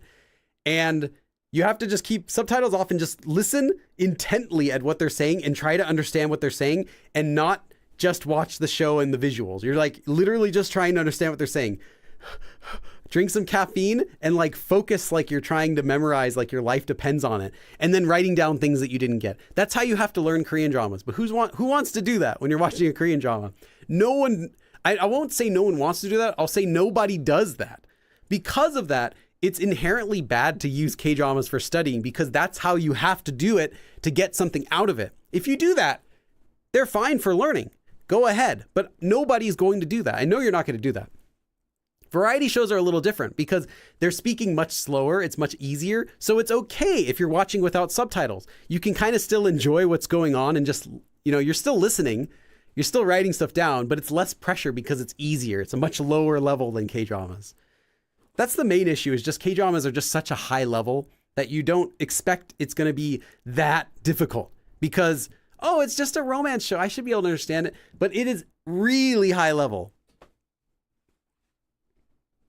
Oh, I know it's not the topic. Greenmine asked, do you say 담배를 피우다 or 피다? Technically, it's 피우다, but 피다 is what a lot of people use. 피다 is actually a intransitive verb and not transitive. Piuda is the transitive verb. That's correct. But there's a lot of cases where they use the intransitive verb instead of the transitive, but it's supposed to be. Use whatever you want, but it's supposed to be piuda. Arthur Morgan says, do cartoons help you learn Korean? Exactly the same as K-dramas. Yes and no. The way you need to use them to learn, nobody's going to do that. And cartoons have another issue. Cartoons are usually focused on young characters doing stuff. Young characters usually don't speak appropriate politeness levels because they're kids. Kids are not going to use like polite speech to each other. And usually it's like a bunch of kids doing stuff, right? For cartoons, because the cartoons are for kids most of the time. So it's kids doing stuff with other kids speaking 반말. You're going to only learn 반말. You're not going to get very much of the polite speech that you should be using from them. So even worse than dramas, I'd say, although the language they use is easier than K-dramas because it's for kids. So it's kind of, it has its pros and cons, but overall I'd say it's similar to K-dramas. It's not the best.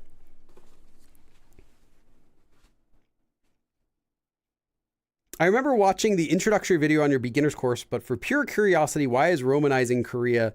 Are you saying romanticizing Korean or romanizing Korean? Those are two different questions.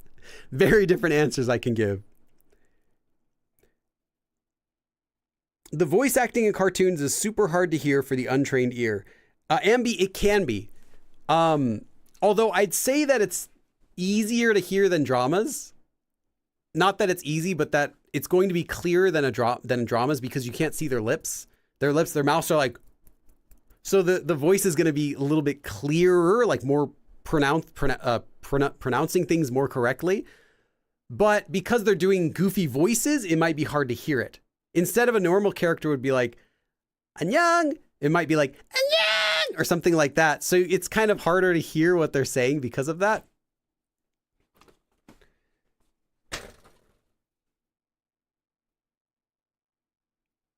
You said yes. Which yes? Romanizing or romanticizing? Fisher says, what do you think about reading novels for vocabulary expansion? Reading is good for improving your reading, but that's it. It's not going to improve your speaking very much or your listening. For vocab, if you want vocab about a specific topic, then you can read about the topic. If you're talking about novels, though, like fiction, it depends.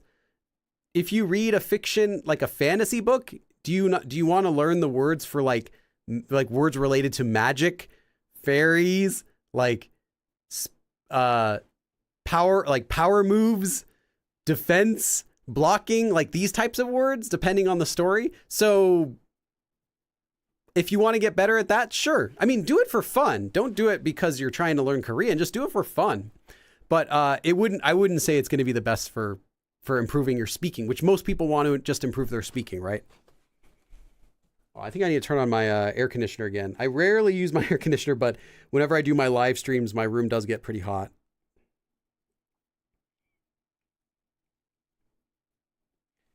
Okay.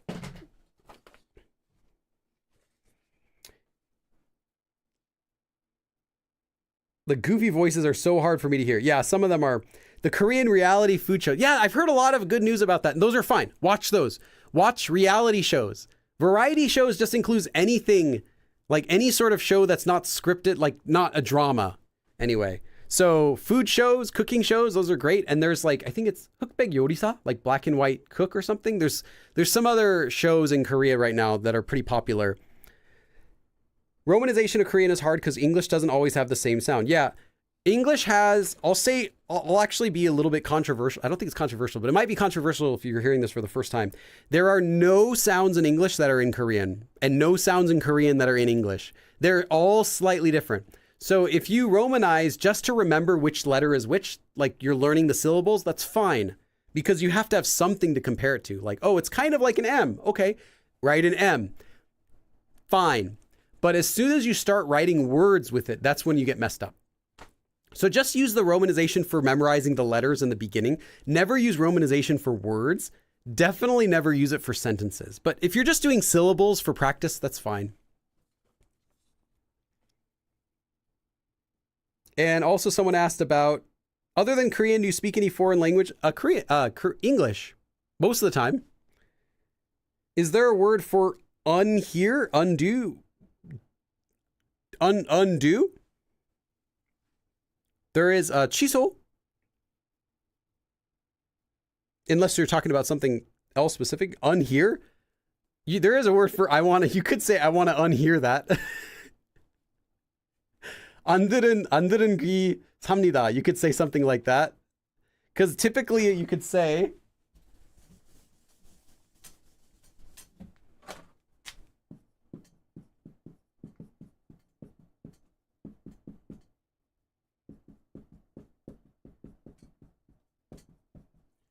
안 본 눈, like eyes that have not seen.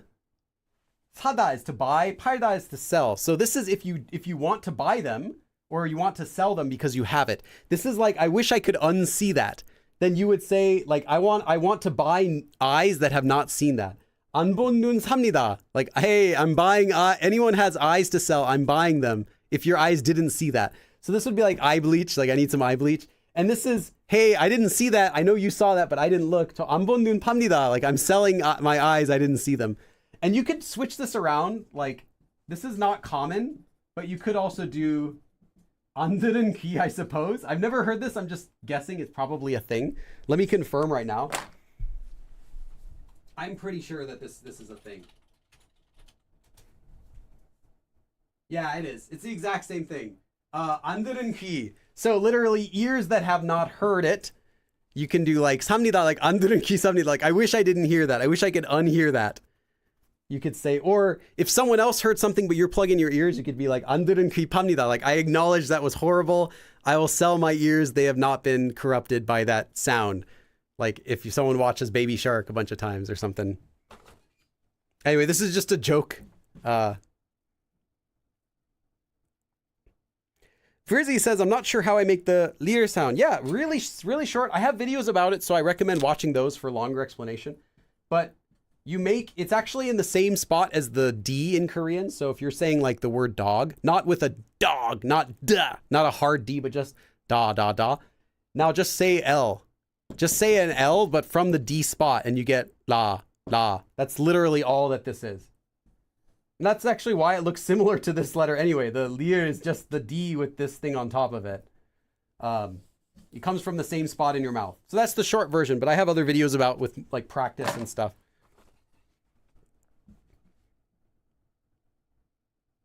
What about reading webtoons or mana? Same as comics. Exact same as comics. Do it for fun. Don't do it for learning necessarily.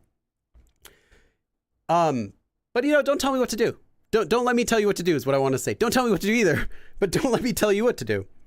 If you enjoy it and that's helping you stay motivated for learning Korean, then do it. I'd much rather you do something that's not perfect to at least do something that's a little helpful. Because if you're trying to like find the most perfect way to study, like, oh, Billy says this is best at this, I better do this, then it's just not fun anymore. And you're not going to study Korean if it's not fun. You're not getting something out of it. So do it. If you loved it, if you love reading mana, you love watching Korean dramas or something, it doesn't matter that I say it's not efficient. Just do it. Who cares? Because if that's helping to keep you motivated in the language. Same with comics. Like webtoons, mana, it's the same thing as like watching drama or kids shows, because you're going to get, like a lot of the comics also are kids talking with each other or teenagers talking with each other. So you're not going to get the most polite or accurate Korean. You might get lots of swears. You might get lots of wrong, slang or something like that. Just do it if you like it. 한눈 한눈을 팔다 is different. 한눈을 팔다 literally is to sell one eye. That means to be distracted, but it's also used in love songs because it can also mean to be unfaithful. Like you're selling one of your eyes to someone else. And so you only have eyes. Instead of only have eyes for one person, which is an expression we use in English, I only have eyes for you. It's like you're selling one eye to someone else. So they would say like 한눈 팔다, but it also means to be distracted. So you're like giving your eye to something else. So that would be used in like songs. You might hear it. I don't hear it too much in speech, but songs, yeah.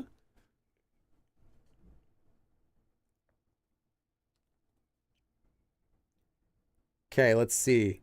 I used to do that when I was a hardcore fan of BTS. They used to probably still do, but they used to do live audio format. So I heard them and tried to understand that most of I could. Yeah, VTS did a lot of the Weverse lives, and those are really good. Those are good for practice. Although it depends who you're listening to. Shuga is probably not the best one. Actually, none of them. I have to say this. Like, none of them are great for practice. They all have their like quirks how they speak. I'm trying to think if any of them would be good for listening practice. Jean was mostly okay. Let me think. Yeah, you're probably just Jean is probably your only hope for practicing, because the other ones are just all like, yeah, good luck understanding RM. Jungkook is like so soft spoken, and same with V. You don't want to learn Korean from V. Oh God. And yeah, Shuga as well. Shuga's like, oh no, like with his dialect and everything. Jean might be the only safe one, and J-Hope uses the most dialect of any of them actually. So yeah, I think Jean is your only safe bet for learning Korean. Jimin. Oh, Jimin actually is probably okay. Yeah, maybe Jimin or Jin. So the J's, but not Jungkook. Oh, Jungkook he speaks kind of clearly. He just doesn't speak enough. I'll say that. So.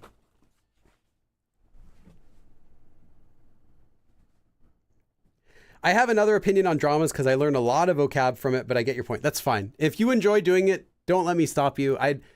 The most important thing is that you're still doing stuff involved in Korean, because feeling like you want to give up is the default thing to feel when you're studying Korean. Everybody will get that feeling at some point or another. I've gotten that feeling before. Everyone's going to feel at some point like, is it really worth it? Like, what am I doing? I should just give up. Because you don't use it all the time. You don't always notice that you're improving. You don't get to feel like good about your studying all the time. There are some times when you just don't feel like you're doing anything that's important, and you don't feel like you're improving. You don't feel like it's worth it, or you feel like, oh, I didn't know that, it's too hard, or oh, I used to have a Korean friend, but now I don't have any Korean friends anymore. There's always reasons that'll come up. I'd rather though that you continue doing something fun with it, because in the future you'll get new opportunities to use it and new places to enjoy speaking Korean. That it'll come back to you. That motivation will come back. But in the meantime, you still need something to kind of keep yourself going. So if that's Korean shows or webtoons or whatever, Korean games, then so be it.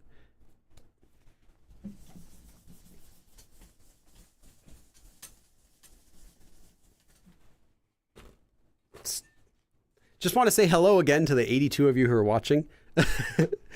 This is what we do on our days off. Today, again, there's no live lesson today. It's just, we just did how to say to where, and now we're just kind of chit-chatting about whatever we want to talk about related to Korean. How do you think you developed your 말투? By listening to lots of other people speak and then copying the ones that I want. So when I lived in Busan, I purposely copied people who spoke regular Seoul dialect, like standard Korean, not people in Busan. So I came out of Busan without speaking Busan dialect. I did have some quirks from Busan dialect that are kind of unavoidable from living there, but overall I didn't get that the way of speaking.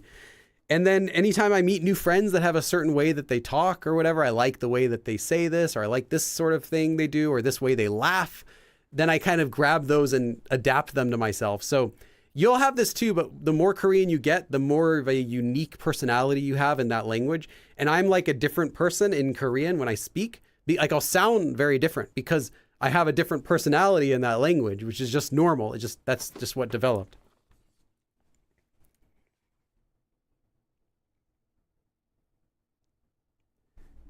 I mostly match my time to hear Jungkook and Jimin's audio. Yes.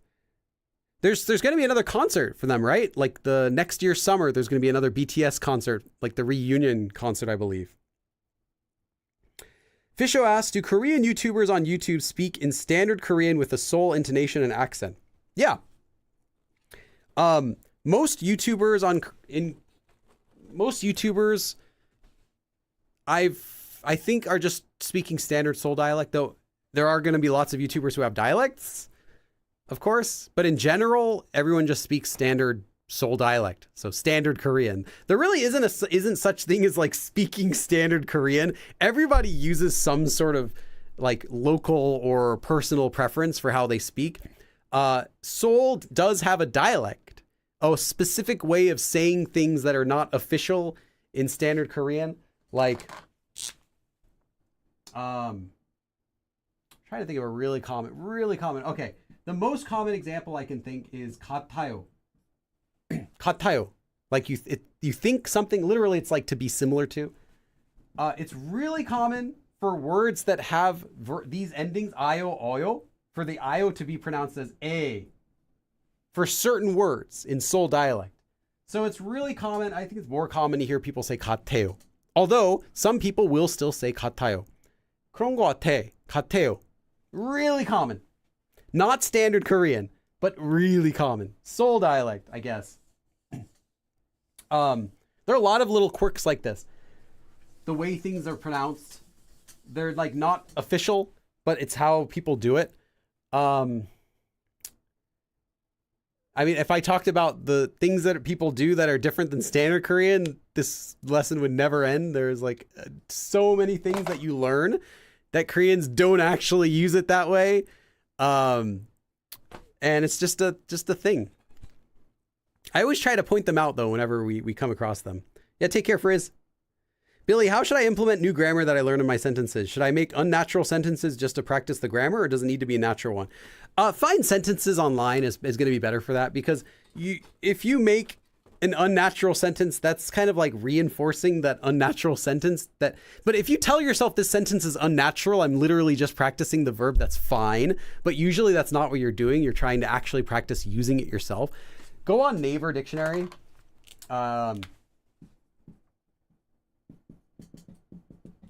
And you can find example sentences. I think they're just called yemun, which is literally example sentence. Ye is example, mun is a sentence or a text. Search example sentences for any word you search, and it'll show you, they'll have lots of example sentences of using that word. And just try to find the shortest one you can. Write it down, read it to yourself out loud. That's how I'd practice for the words. I wouldn't try to make, if I wasn't like semi-confident that I'm making an example sentence that's accurate, I would always check here. It's not just dictionary sentences either. It'll have like real subtitle sentence examples from like actual videos that you can hear. So it's not just a bunch of like garbage from newspapers or like really formal stuff. It's real stuff they have here.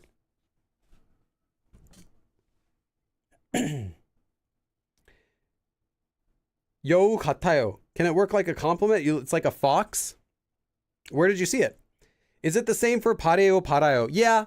Yeah, it's the same thing. Same ending of changing the a to an a sound. But it's not standard. Pare is not standard. But that's what everybody says. Now, you don't write it like that. You write it as para. But everyone says it as pare. And it sounds like if you say as parayo or para instead of pare, it sounds like you're being overly correct. Like it just like, what'd you say? It sounds a little weird to some people. I mean, I think it sounds okay, but to a Korean, they might prefer pare. So you'll hear that. Yeah, there's a lot of stuff like that. And that's only one example. The ah can also be changed to an all sound as well. So instead of like apa, you'll hear apo. So for some things, some verbs, not any verb.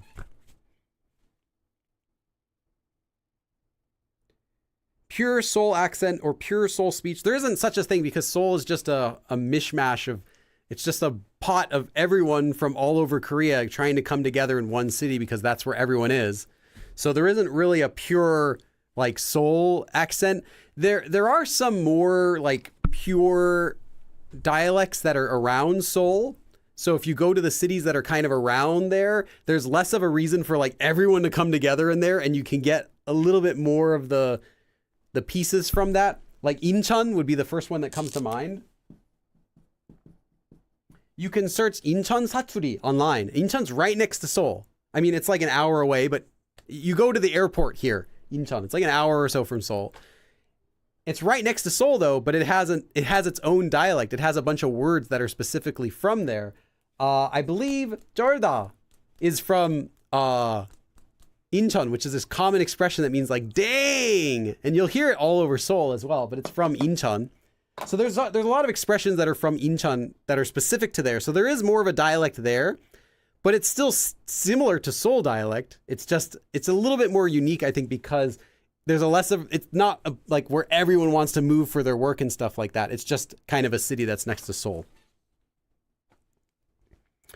Is pronouncing Tamyeonso as Tame? I don't know if that's a Seoul thing specifically, but it is a thing. It is a dialect thing, but I don't know if that's specifically Seoul.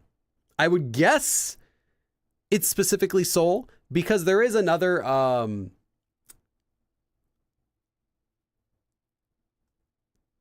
Teme. There's Teme. There's a dialect version which is not that. So is Yeo and Eo something from Seoul dialect too? 그런 거예요.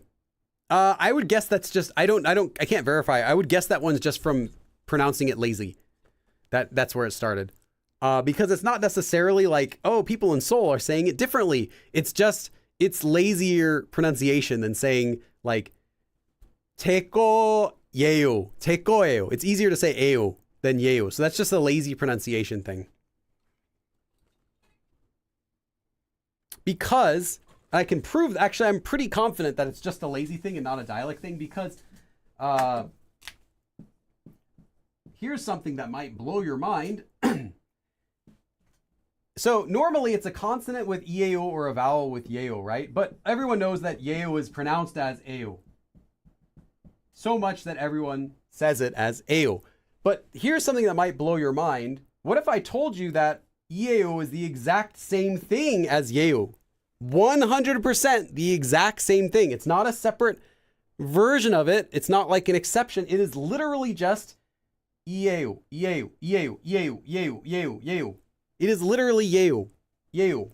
This is Yeo, but said slower. And the only reason you hear it is because if there's a consonant, like kot, koshiyeo, then you hear it, you hear the Yeo.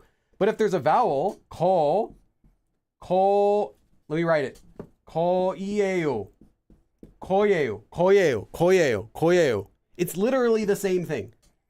So that's where you get koyeo, because it's faster. It's just easier to say it that way. But you never get koshiyeo, or you don't get anything else here. It's always yeo because you have to hear that sound because it comes after a consonant. So the only reason it changes to eo is because it's easier to say. That's it. It's just because it's easier to say, but it's not a separate version. The AO transformation is nothing special. It's really just because it's easier to say that. That's what it comes out anyway as if you say it quickly. Because it is this. Anyway. Okay, I said I was going to leave at 4. It's now 4:40. I blame all of you. I was expecting my view count to drop because it was at like 83. Now it's at 86. What are you guys doing here? You're watching me ramble about Korean stuff. I really need to go. I guess. I've already paid for my electric bill, which is wonderful. Okay. 5 minutes. I promise 5 minutes. This is no joke. Really, at 45 exactly, I'm leaving. The stream will be off. That's it. The final countdown. 5 minutes left. Period. I'm not doing... Okay, 4 minutes left now. I'm not doing a second more, I promise. Really, 100%. Fish Show is keeping the stream alive, yes. I think that lazy pronunciation comes from the roots of the language being that it was to be accessible for everyone to speak. You're thinking, Kenneth, you're thinking of the Hangul. So Hangul was developed as being accessible for everyone to speak. The language, though, already existed. The lazy pronunciation is actually not a feature of Korean. It's a feature of every language. How we pronounce things to make it easier to say. But especially it's a feature of Korean, and especially it's a feature of English. Now, I can't speak for every language, actually. I said every language. Probably there's features in every language that are simplified to be easier to say. I don't know what they would be in other languages. I can point to a few in Japanese that I know that are simplified versions. But typically we like to say things in an easier way. Like you say, nice to meet you. We don't say that. We say nice to meet you because it gets the point across. Korean does the exact same thing. Korean also changes sounds and changes vowels just so that they're easier to say. It's just a feature of people trying to say things as easily as possible. So yeah, that's the reason for sound change rules too. All the sound change rules are to make it easier to say. They're not some magical rule. Like King Sejong, when he was developing Hangul, he didn't say, oh, hereforth from today, let there be sound change rules to make these match the actual sounds, because otherwise they won't be correct and proper. It's like, literally, it's just what people do naturally when reading the sounds. Doesn't have anything to do with like someone came up with these rules, or there's no like special secret meaning behind the sound change rules. It's just that makes it easier to say. Okay, 3 minutes left. I'm going to count down to prove to you we're actually ending in 3 minutes. Can you make a grammar playlist? I do.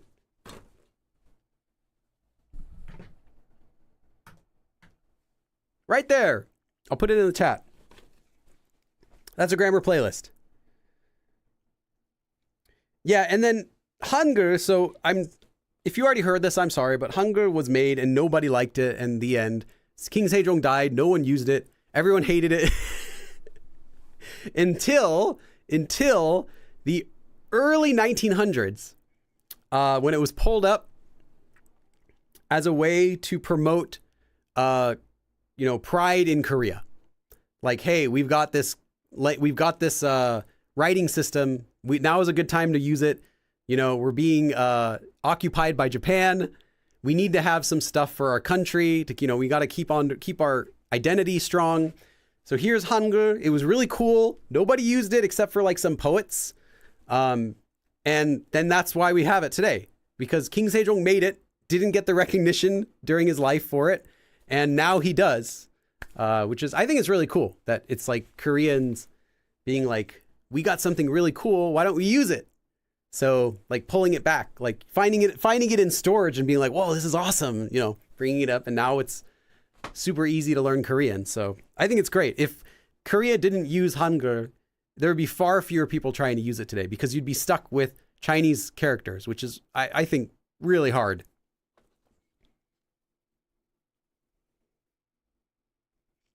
Yeah, it was not popular. I think most people don't know that. They think it was created and then it was like, oh, wow, now everyone can read. And the king had a great idea, but the people in his court, what's the word?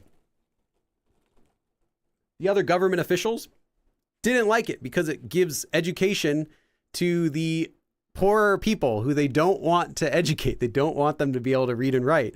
So they made fun of it. They said, oh, this writing system, it doesn't fully capture the language. It's only for this is only for women, which is what they would have said, which is at the time would have been an insult. You play baseball like a girl. So it's kind of the same thing. They said Hangul is for girls and people with cuties. That's kind of what they did, and mocked it and didn't want anyone to use it. And the only people who did use it was some poets who would use it to write some stuff. And then official documents, they had the actual Hangul written up in official documents, but it was together with Chinese characters so that the other people could read it. And then it was just forgotten about. And the leaders pushed it back, just like, what is it, the first electric car or something like that? Like, don't touch this. This is too cool. We can't let this get out. And buried it. And then it finally came up when it had a purpose, when it's like, hey, no, this is our language. We can use this as a way to